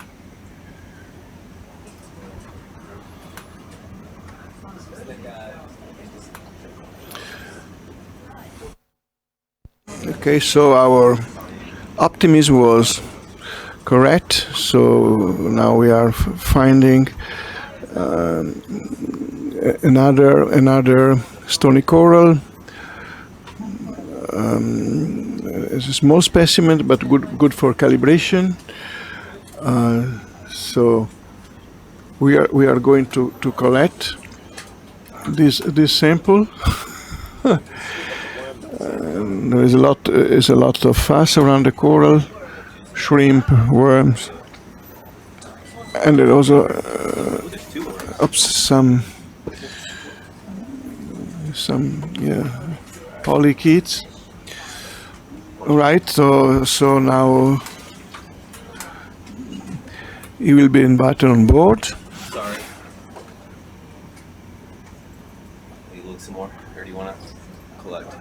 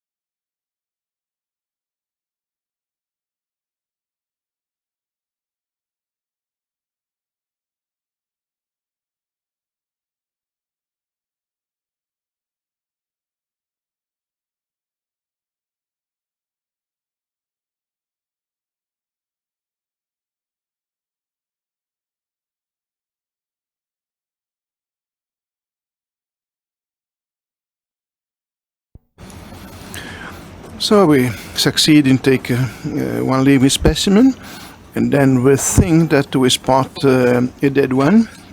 And that one are very important also for our story, because we can date by using uranium thorium and having a more complete story. Normally when operation is going on, I stop to comment in order not to interfere with the communication between pilots and PIs.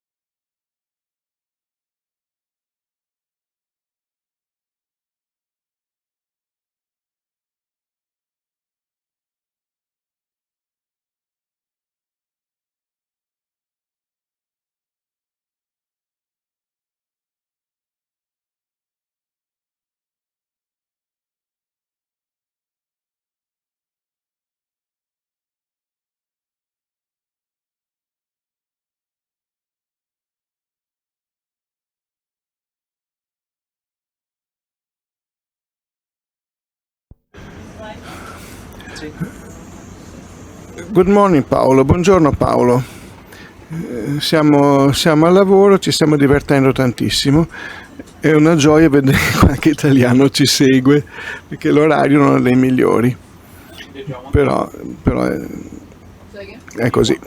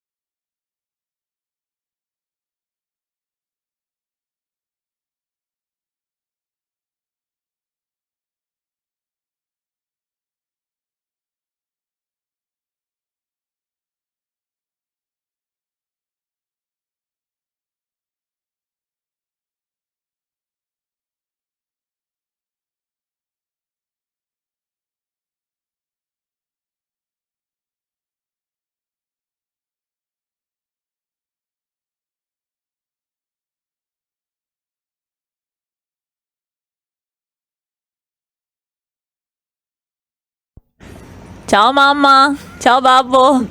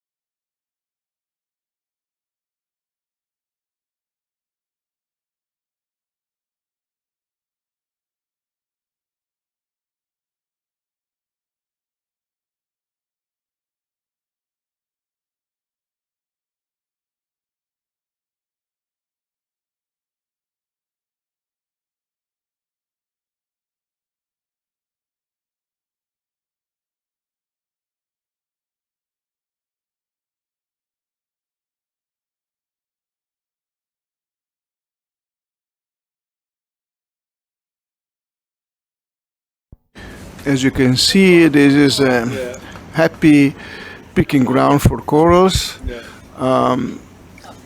An interesting observation, while flabellum really is sitting into the sediment, so has not an attachment to anything really solid, this caryophyllid, as the shark can confirm, in fact, are firmly established on rocks that we don't see because they are draped by sediment.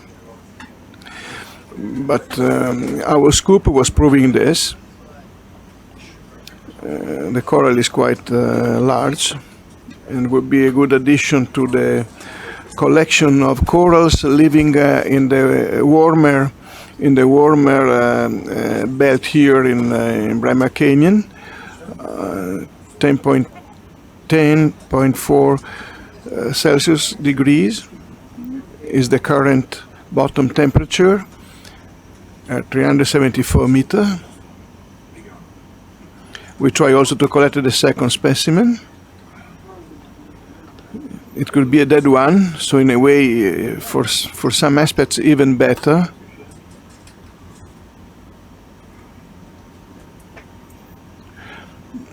Because then we can have snapshot about the recent past to put in a single figure.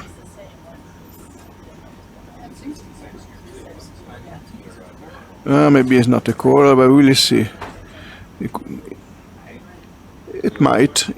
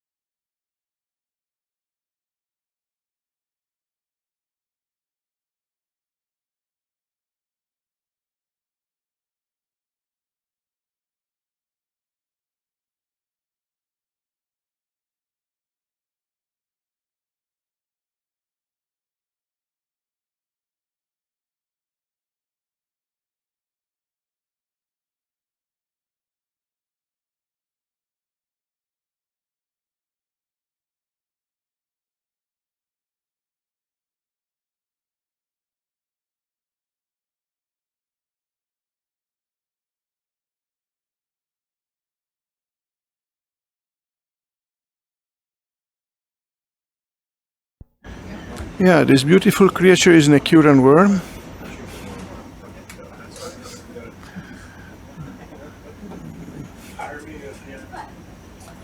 And the shell in the foreground is a tusk shell belonging to one of the minor group of mollusk. We all know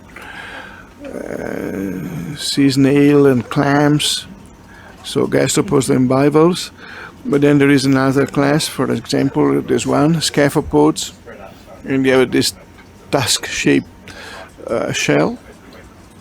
And if you want to read a story about scaphopods here and the use that hermit crabs may eventually do of discarded shell, just have a look at the blog of this expedition. Just connecting to the Schmidt Ocean Institute website. And then you go to the SuBastian page, or maybe just cruises, and you get the present one, the current one, and then you step by step you will get to the blog, and so you have the story if you wish.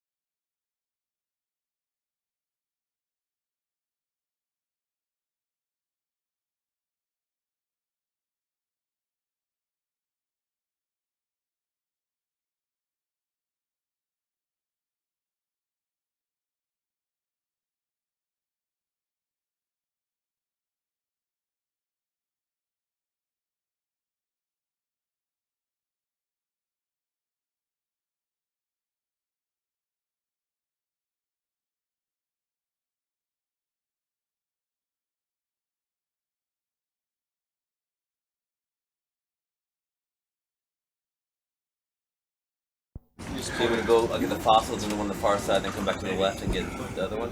Yeah. All right. Sounds fine. So the weir that we saw before is a curid weir, possibly or very similar, if not, to Bonellia viridis, that is distributed almost everywhere and almost at any depth. Normally, you don't see really the entire body of the curid worm, but you see only the feeding part. It is bipartite, so there are two basically parts getting out and probing the bottom for food. We have Bonellia from 40 meters down to any depth.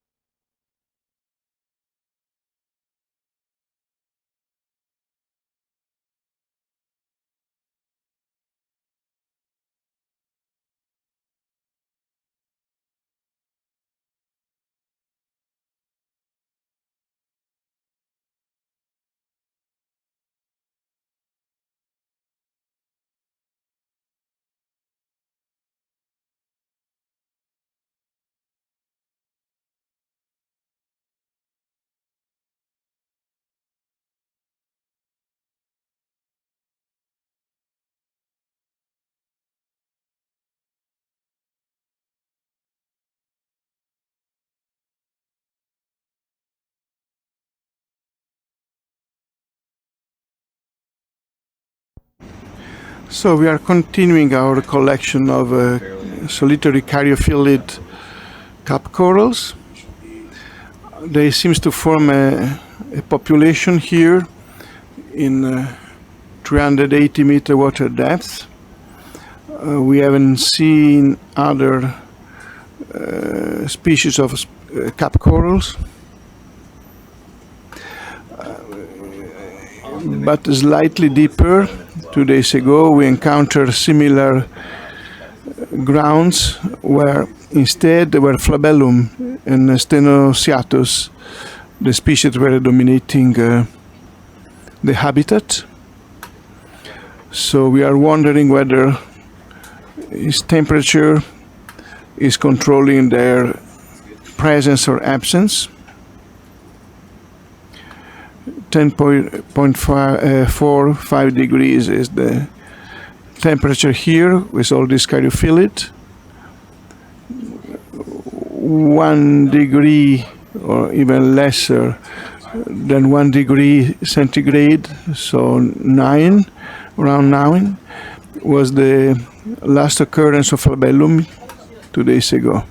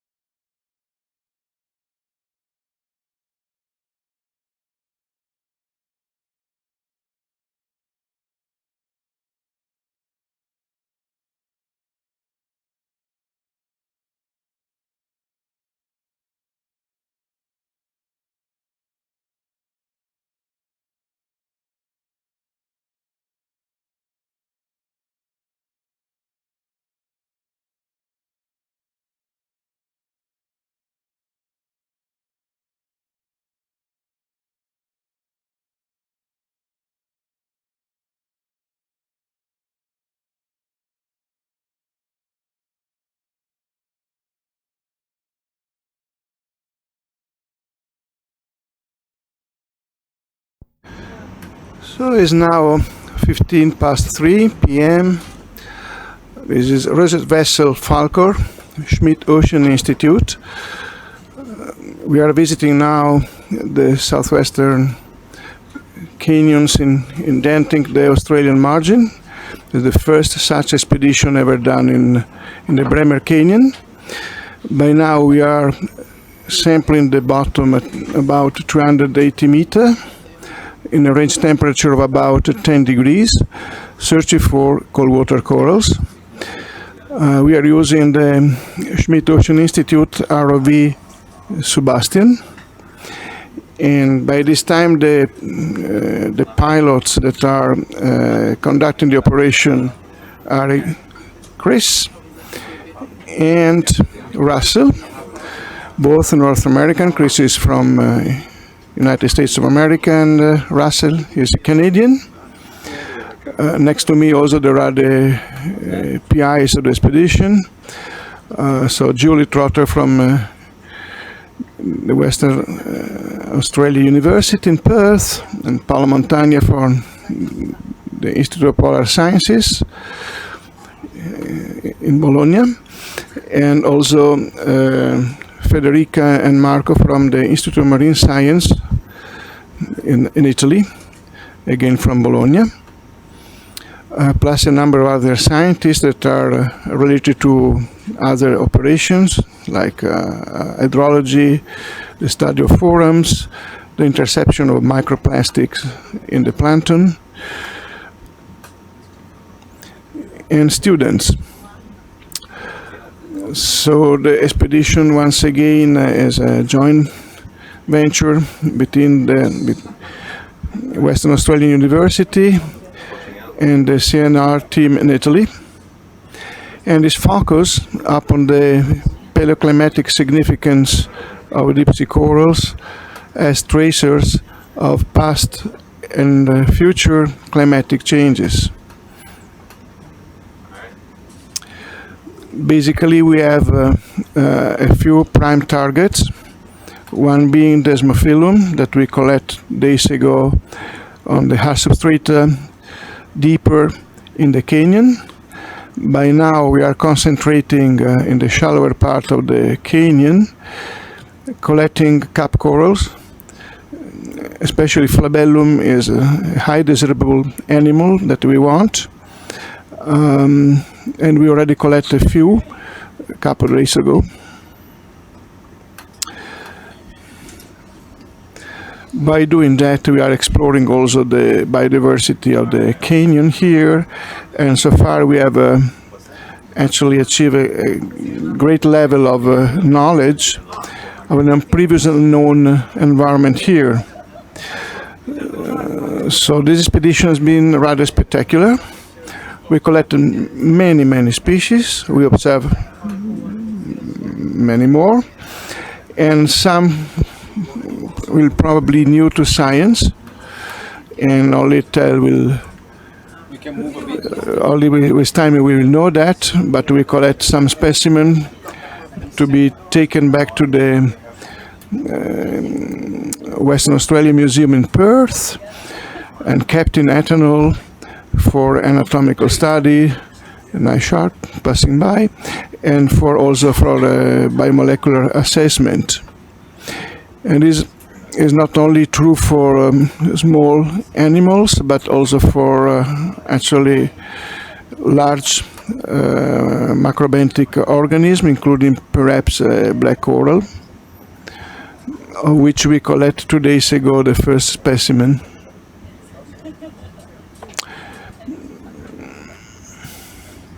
Now we proceed on the sea bottom to try to intercept population of living corals, but at temperatures slightly lower than the 10 degrees. We really want to get some flabellum, possibly in the range of 9 up to 10 degrees.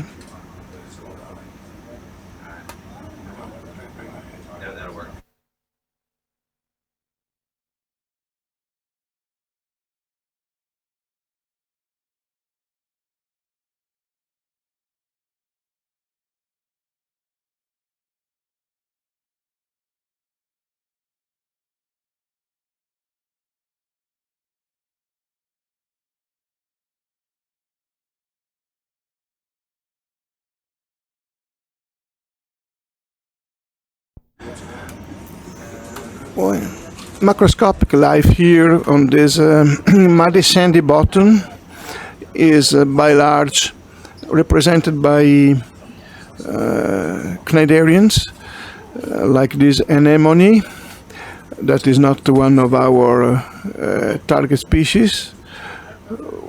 One specimen has been already collected for the museum, but we don't insist in taking more.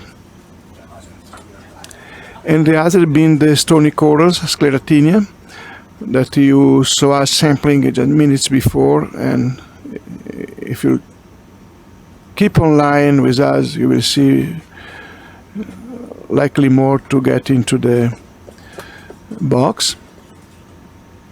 Once on board, they will be set in an aquarium tank where we use the same bottom temperature for maintaining them alive. So a full array of observation will be taken, including detailed photography, and then part of the specimen will be preserved as a whole for museum purposes.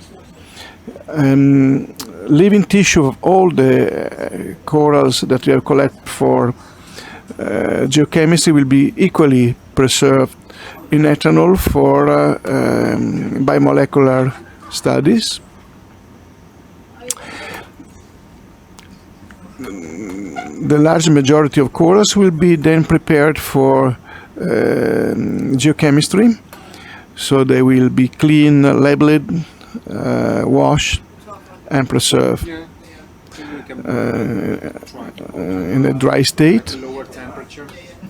Then once ashore, they will be treated by geochemists, and through various steps they will finally turn into numbers, and this number will disclose important details about the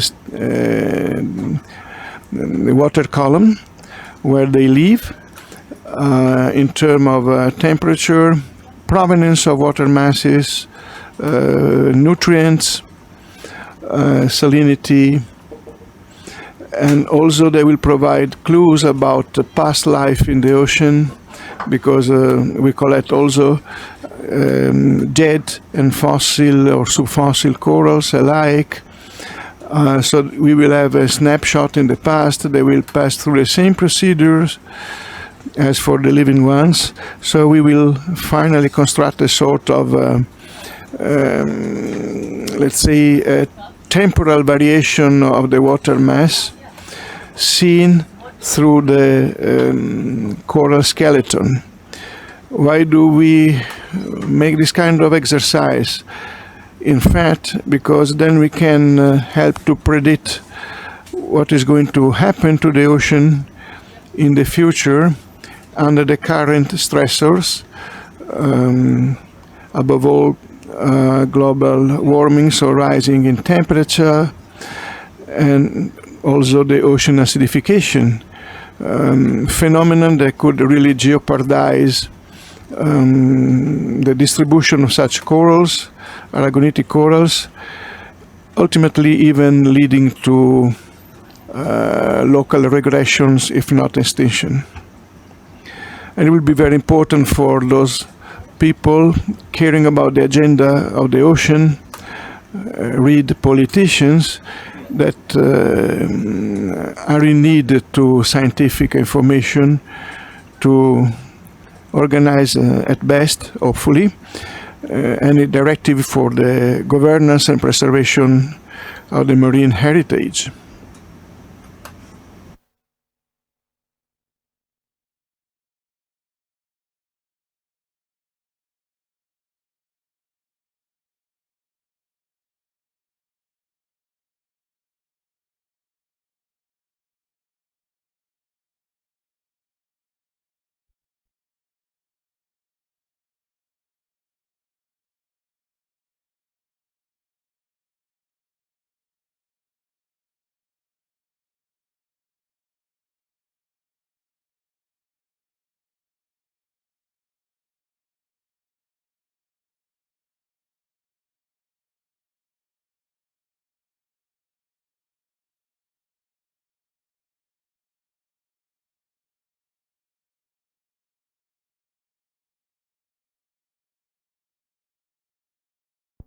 Yeah, we believe that we are spotting now a different cap coral, solitary coral, sclerotinian.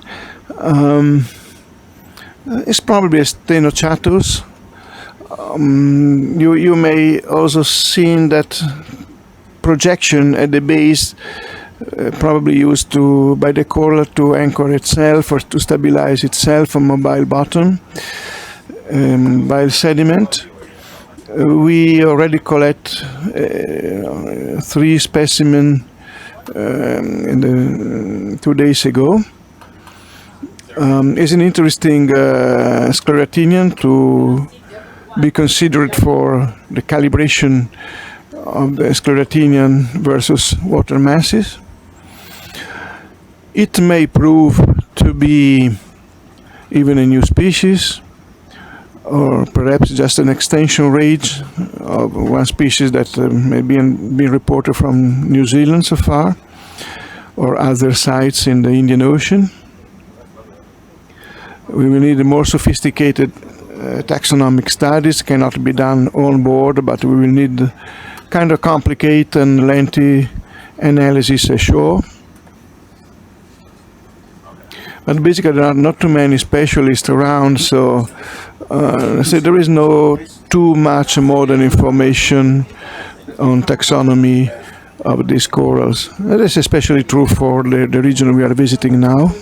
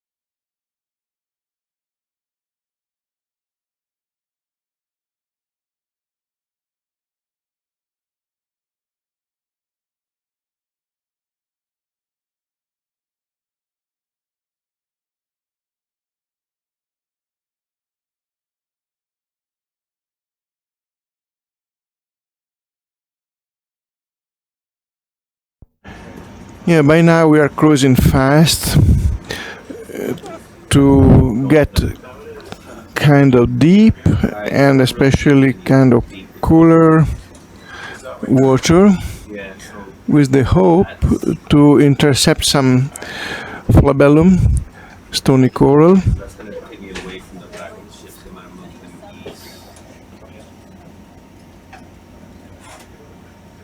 Aspetta, ma questa manovra.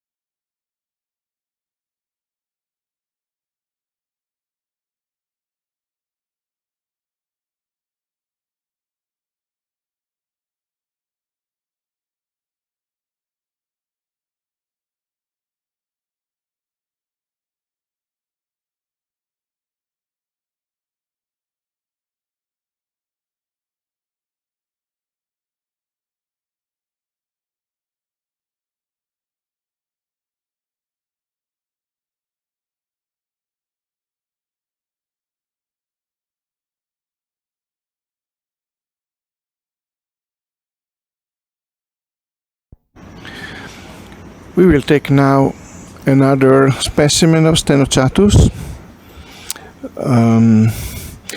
While we are stopping collecting the Caryophylla. Stenochatus of some interest to us, although not as much as flabellum, but we are confident that we'll find some flabellum later on.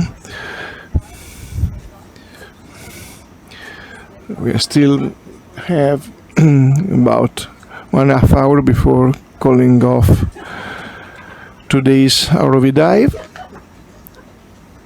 and we will be devoted to the search of solitary corals.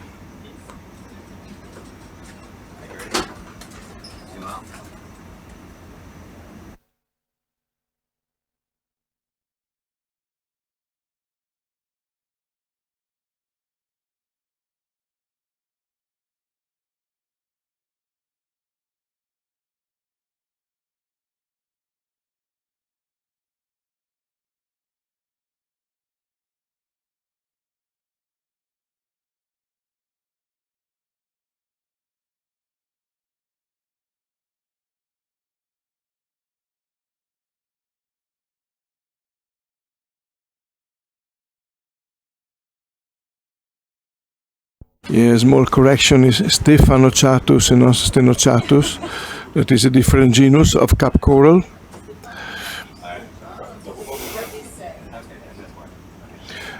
Unknown species so far. Not necessarily new, but the group is really poorly known.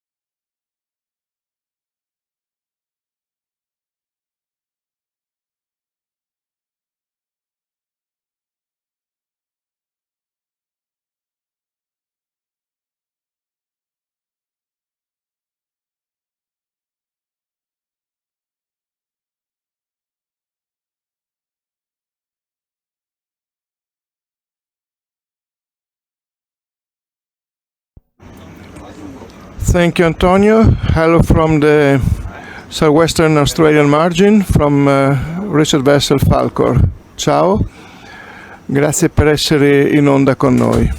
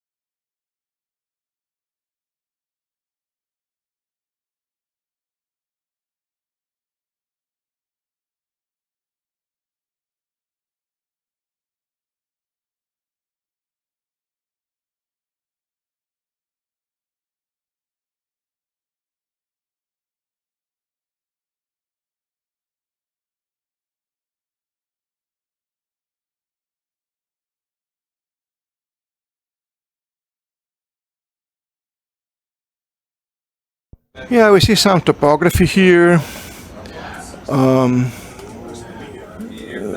So there is a big boulder. We explored the lithological nature of such kind of substrate a couple of days ago. We have a bamboo coral. They are calcitic. The internodes, the mineralized internodes are calcitic. We may consider now to sample one because bamboo corals are definitely on the agenda of geochemical studies for phylloclimatic purposes.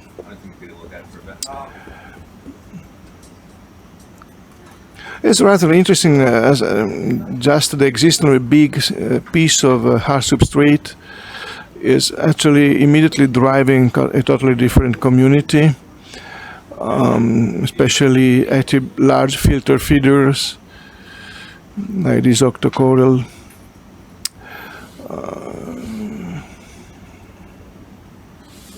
The oasis of life.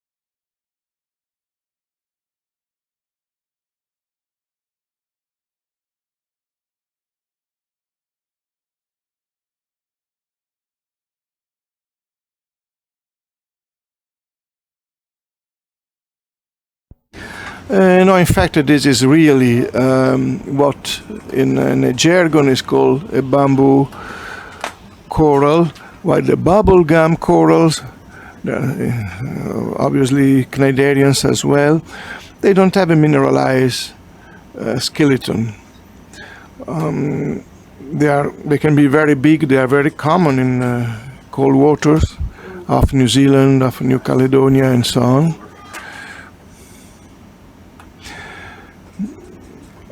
And they may be century years old.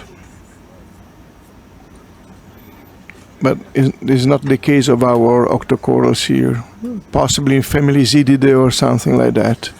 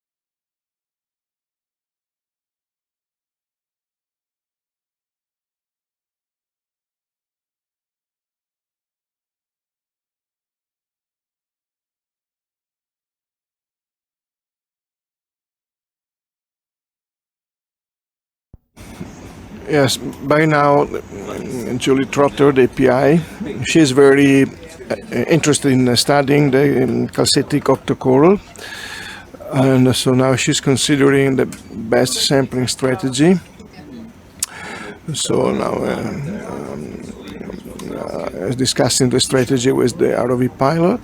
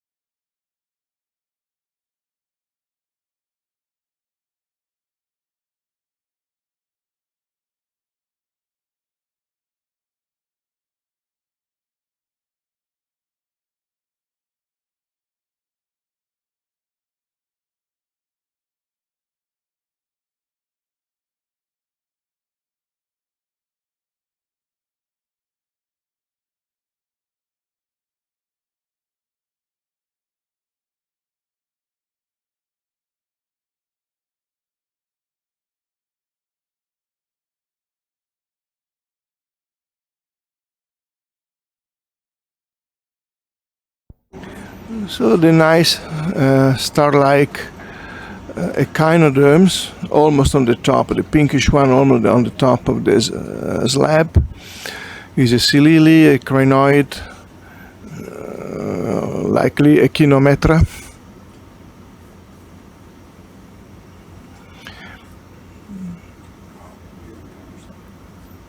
Few sponges. Well, the nature of this rock with all these rocks, overhangs and so on is attracting a number of fish, and also is a good substrate for a variety of organisms. Of course, those we can observe because are attached on the external surface, but breaking apart pieces of this rock, you'll find a number of polychaetes and small crustaceans and so on. Although maybe the small white colony we see, a small one on the substrate, it could be still a sterid, not sure about that, but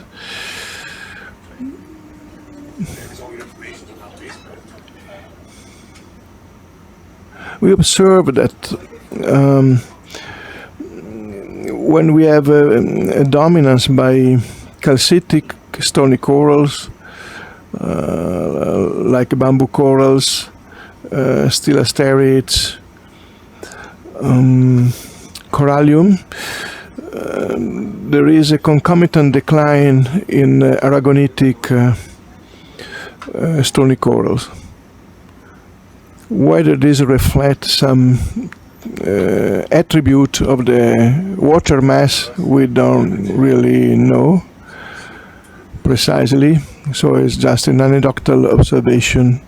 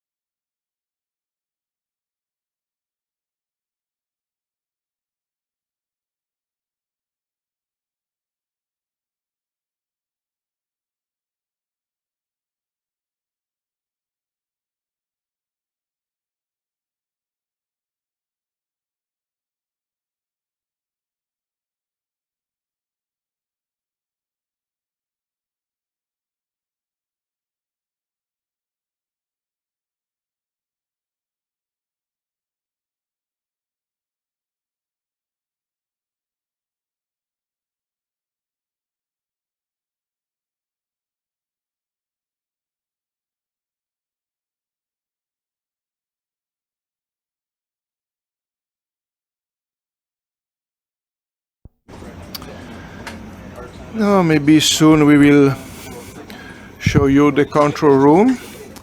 The control room of a research vessel Falcor is really fantastic. It's just equipped with some 28 screens HD, where you can obviously following all the operation by ROV. So the images that we are sharing with you, but also we have cameras that are monitoring all the various corners of the ship, the cable, the deck, but also the head of the ship, the head of the ROV SuBastian. We have a radar screen connected to sensors that are showing online in real time water depth, salinity, temperature, and other variables.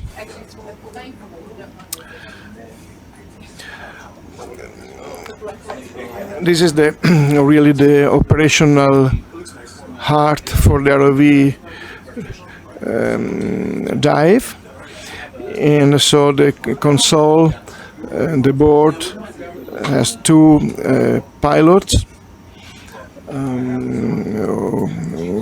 main pilot and the co-pilot. Then you have, of course, people following the navigation, the multi-beam system, and also people that are going to filing up the various information that we produce.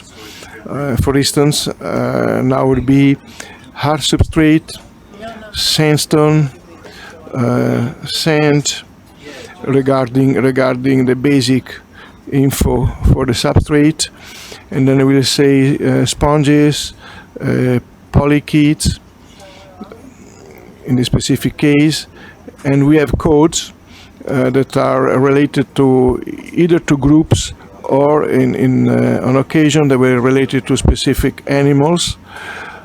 During our expedition, the specific animals will be Desmophilum, Flabellum, and so on by large.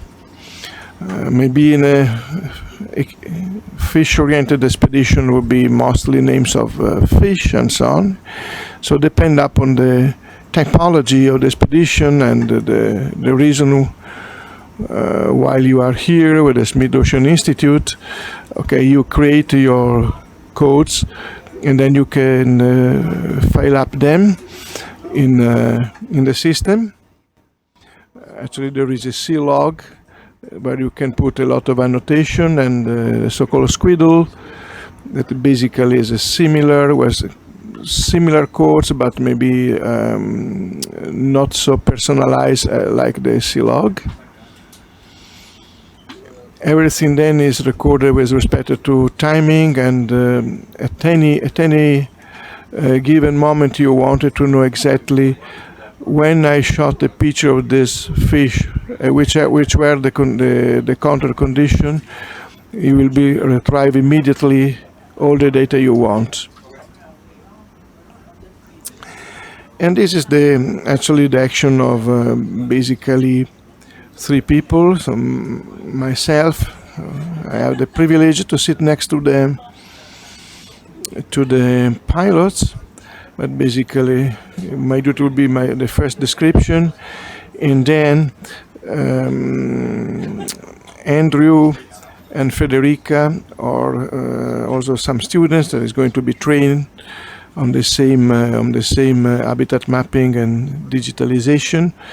They will file up the information, improve the information, adding details, and you can always add detail even later, even ashore.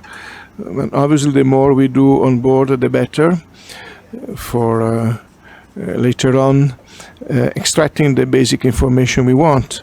One being the entire canyon, so we really wanted to produce the first record of images, substrate, and biology of the Bremer Canyon. But all possible other exercise can be developed later.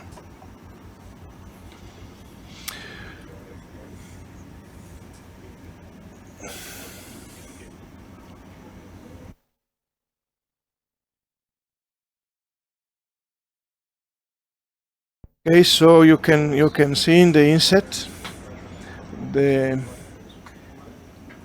group. So the pilots by now is Cody and Jason. Minutes ago, Russell and Adam were also sitting there. Carol, one of our specialists for mapping and for any MT marine technician operation, like CTDs or you name. And then also we have the, actually Julie Trotter Montagna and Malcolm. And Malcolm, we have also the PI Julie Trotter and Paolo Montagna, but also Malcolm McCulloch. He was leading the first expedition in the Perth Canyon 5 years ago, basically with the same team, Paolo, myself, and Julie, and Andrew, and so on. Now we have addition, and we have some, of course, some change, because there are differences between that expedition and this one. And Andrew and Federica, they are sitting in their console in front of the screen for filing the data according to CLOG and Squidle procedures. You may get some details about this kind of operation if you want by just getting connected to the Schmidt Ocean Institute website and get into this specific cruise. Right now we are getting back to focus our attention on sampling the corals.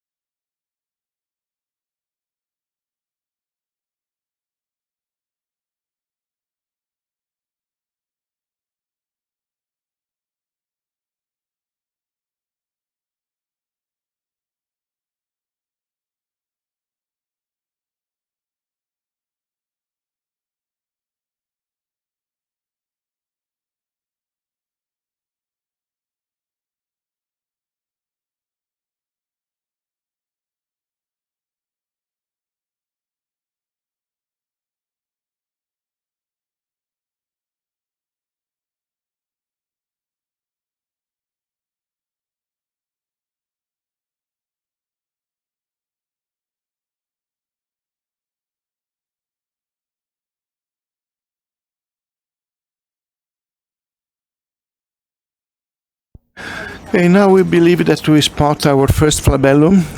That is our prime target at such water depth. And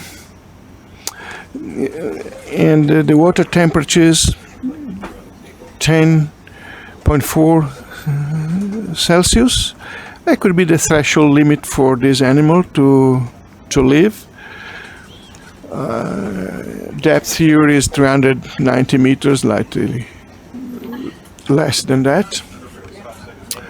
By the way, I see a question regarding hydrothermal vents. No, I'm sorry, but that's not the right spot where to find hydrothermal vents. There are not a geological circumstances that may justify that. But we cannot exclude coal seepage, hydrocarbon seepage, and for sure we found chemosynthetic plus chemosymbiotic associated life a week ago.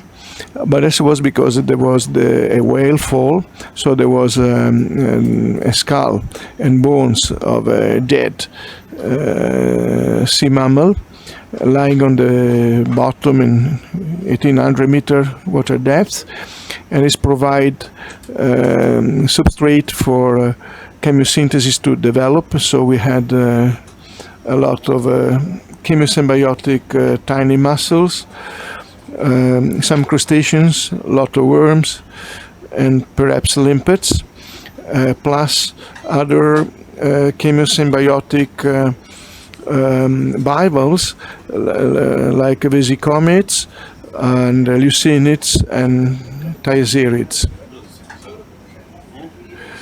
and even solemids. So at the end we count more than 12 up to 15 different species of chemosymbiotic animals in 1 or 2 square meters of the sea bottom.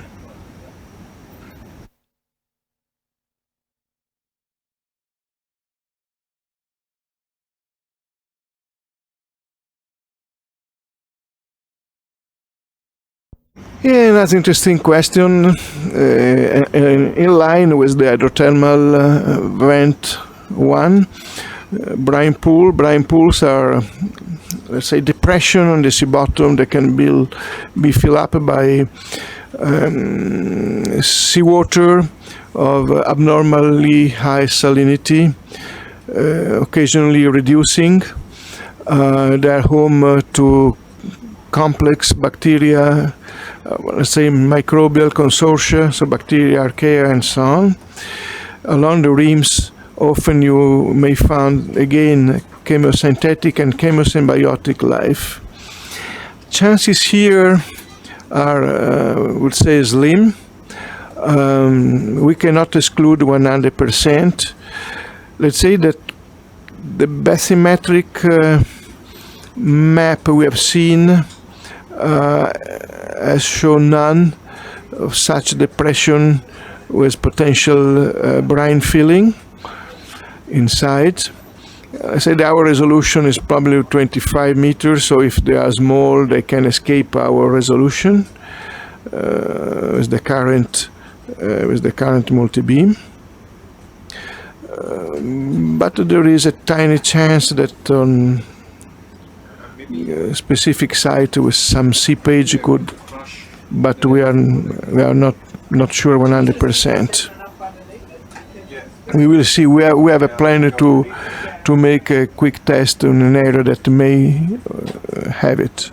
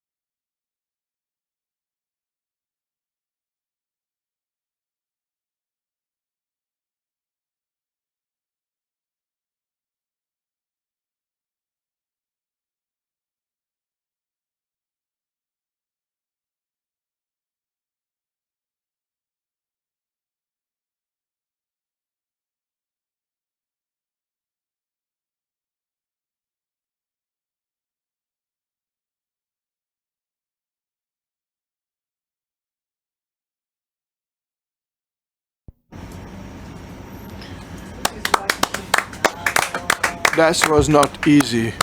Believe us, flabellum is very fragile and very delicate. But Jason has an attitude for this kind of surgical operation.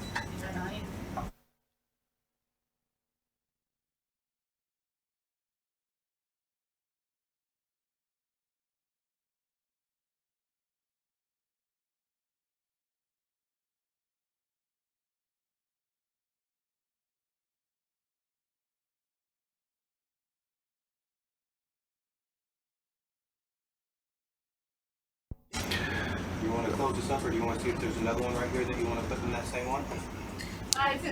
We cannot agree the most with the unknown explorer latest comment about the capability of the pilot.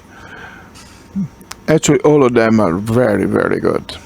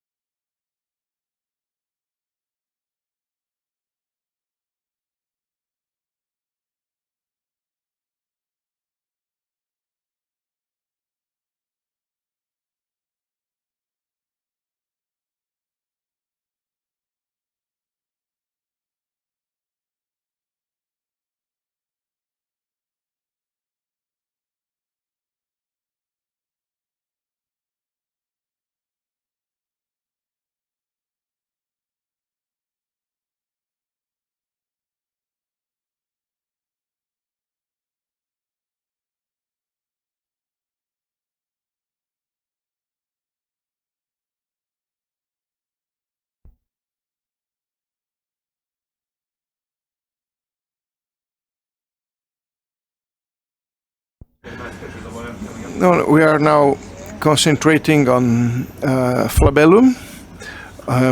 It seems a little bit different from those that we collect slightly deeper and in slightly cooler water 2 days ago. But flabellum is a difficult group.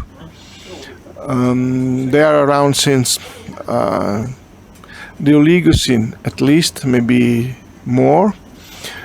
So a good 30 million years plus of years that they are settling the muddy bottom of the ocean.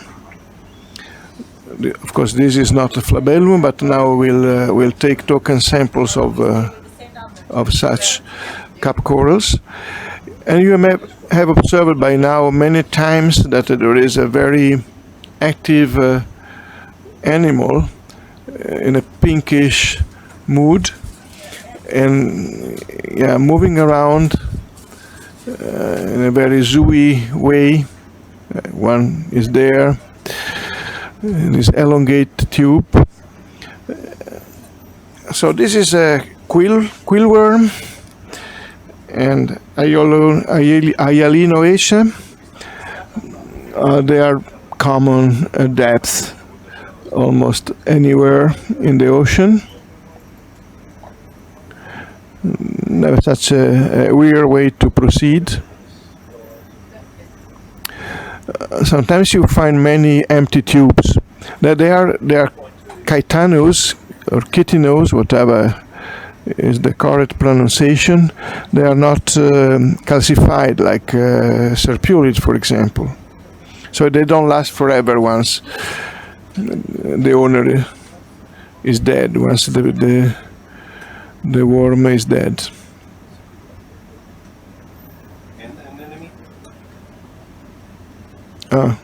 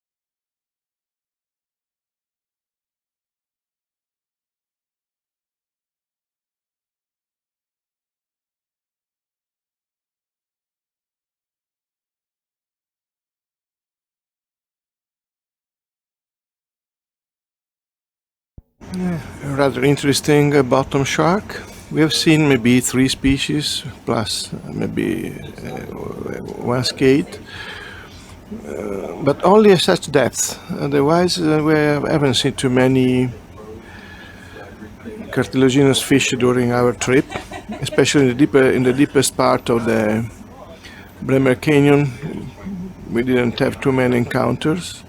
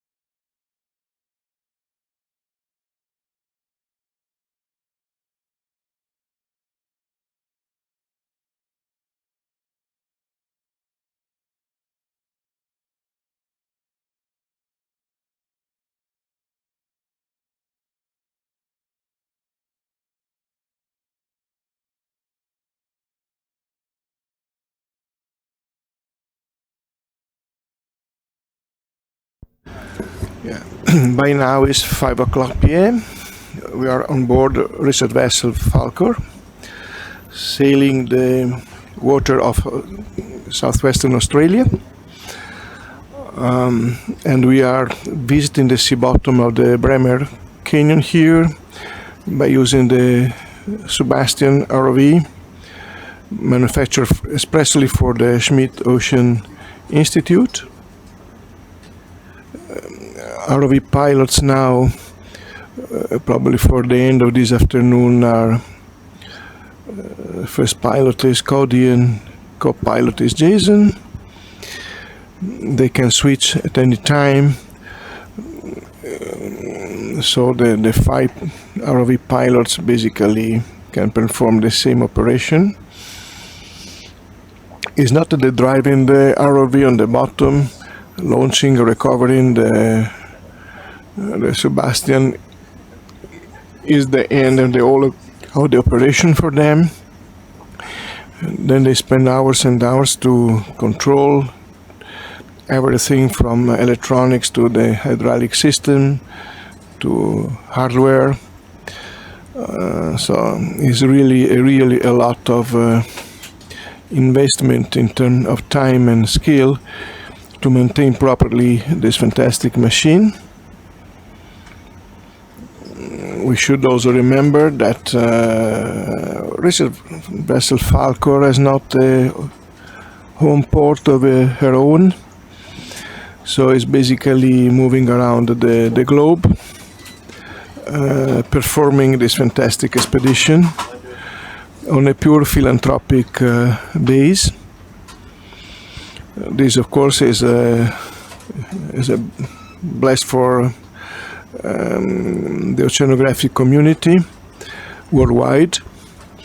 Everything here is international, beginning with the crew. Together, 35 people on board, and now we totalize 15 nations and 5 continents. And yeah, we act like a superorganism. After just a couple of days or 3, we know each other well enough to cooperate at, say, at perfect scale. The ship is designed to try to do her best, in sense, of course, of the crew on board, to accommodate the scientific goals of any expedition, and they differ from expedition to expedition. So this means that, okay, there is always some novelty, never to be bored about, but also it requires a lot of understanding and flexibility, obviously from both sides. The scientists are guests on board for a short term, and crew, ROV pilots, they have to spend longer periods.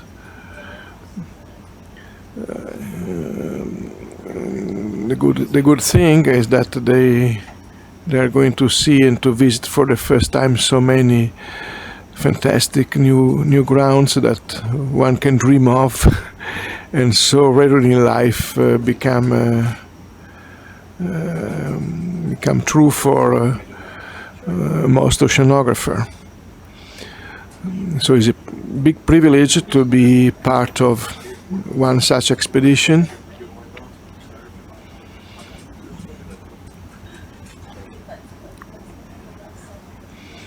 Probably the Y-shape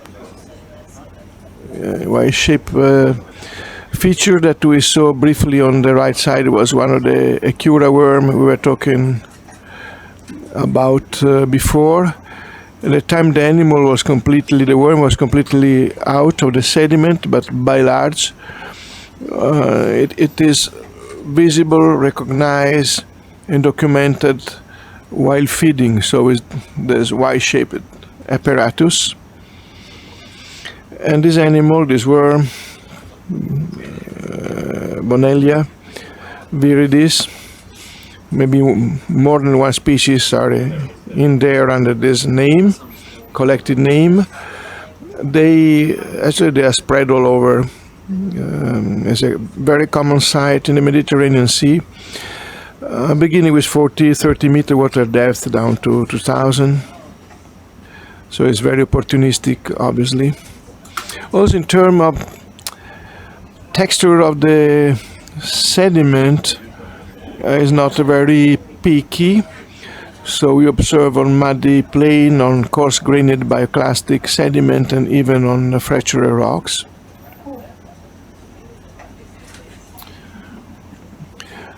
This flexibility is probably the reason of its success, being worldwide and being eurybathic, a term that means that you find in a wide range of depth.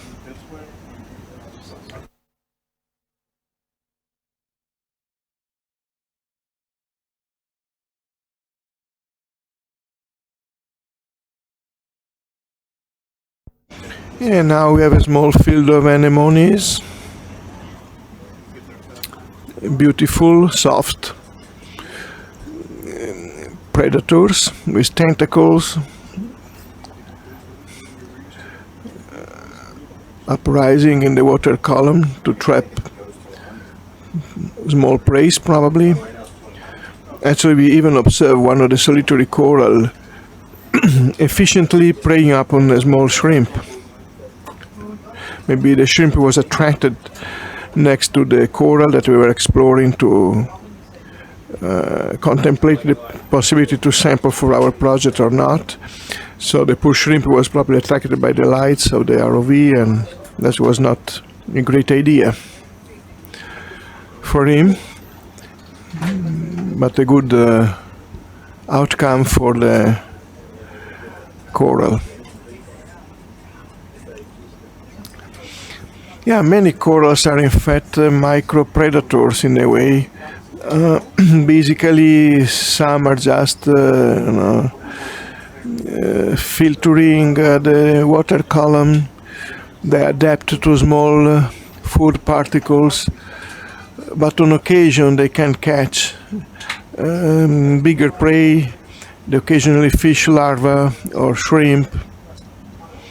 What we observe rarely, first of all, because it's so difficult to explore in detail the deep sea bottom. Secondly, because you really need to have a close-up. Thirdly, because it's not that they are feeding continuously.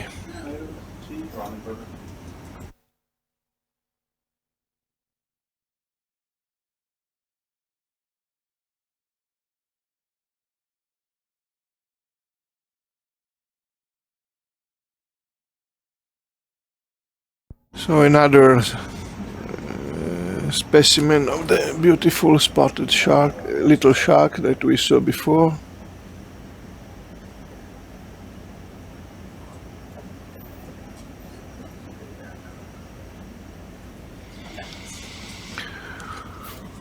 Yeah, possibly these images, these records that are precisely located in terms of space and water depth will be useful for specialists in the group.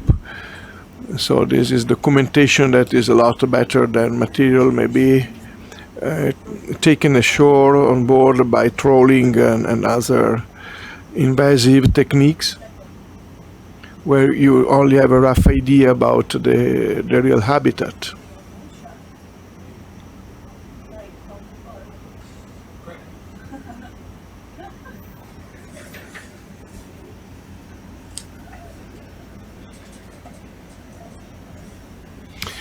The bottom itself is very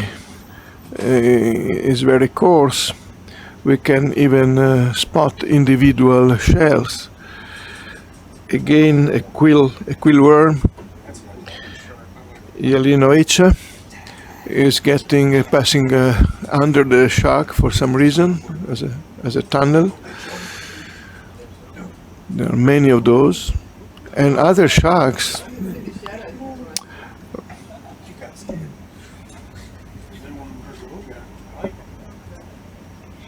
Yeah, we saw the shadow before. The swimming shark was getting into the focus of our video, of our cameras.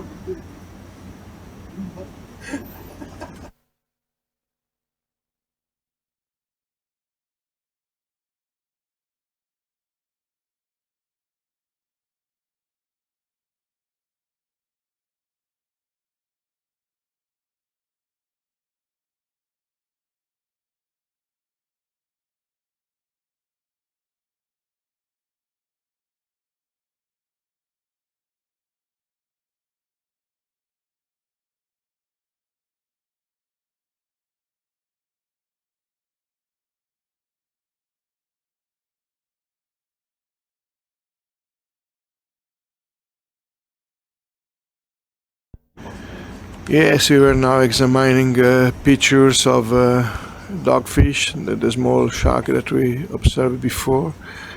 Let's see, what is that? Possibly the king sponge. I will not be surprised that maybe some chemosymbiotic bulbs are growing around the decaying sponge, resulting reducing bottom. This happened to us also 2 days ago. We didn't spot the tiny clams while diving, but later when the sample was on board and we gently washed the sample over mesh, then 3 living clams belonging to the chemosymbiotic group,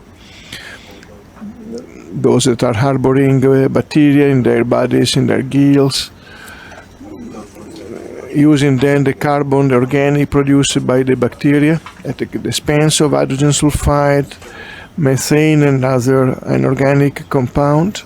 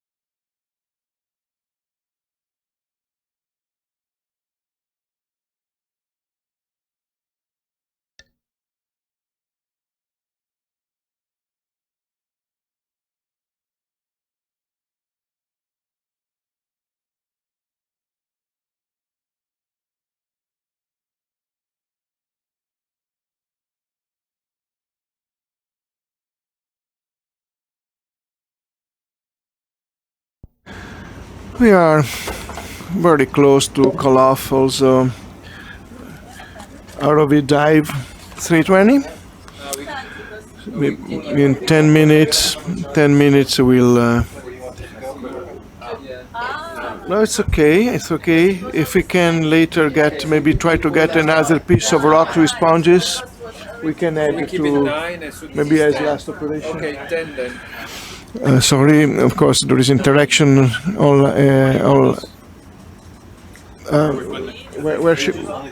Huh, Marco? where can we put it? H. In H. Okay, you are in real time also for the discussion on operation. So basically we take this bioclastic sediment to explore for any remain of, maybe with luck, maybe a small coral inside there.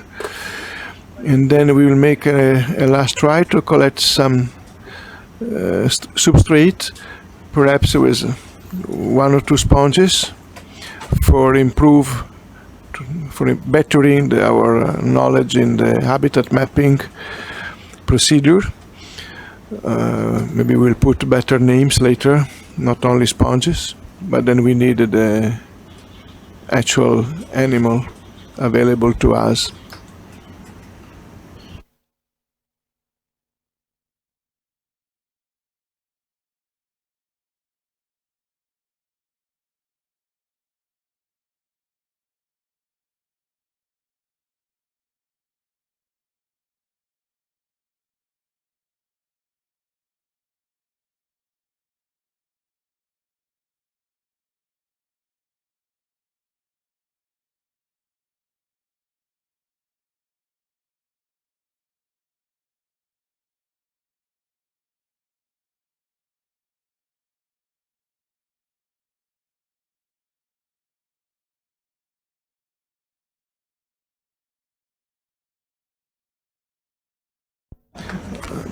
So back to comment. As I was saying, we are now trying to collect the last sample of the day, like big piece of rock with some sponge would make. They will provide a lot of information to be then placed in the total picture of our description of the Bremer Canyon. If we are lucky, we may think about a couple of more dives before steaming back to Albany for the end of the exploration of the Bremer Canyon. That will be by no means the end of the expedition, is only the first leg. We'll get to a conclusion.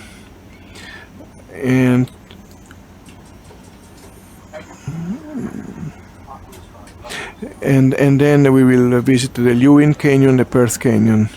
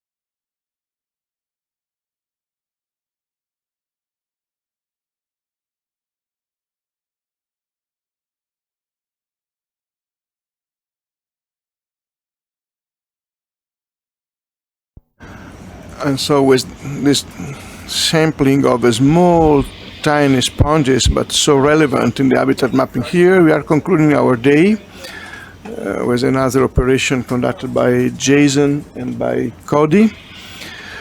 And now we are calling off the dive. Thank you for having been with us so many hours, and to share the excitement to visit for the first time the Bremer Canyon together with us. This is research vessel Falcor, Schmidt Ocean Institute, working offshore the southwestern Australian margin in this right moment in the western branch of the Bremer Canyon.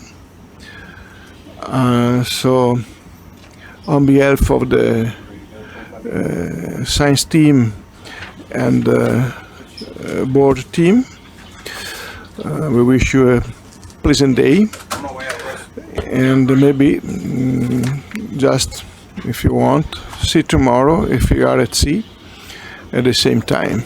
Again, if you are not there, it's not our decision, but the ocean. So see you tomorrow, hopefully. Bye bye now.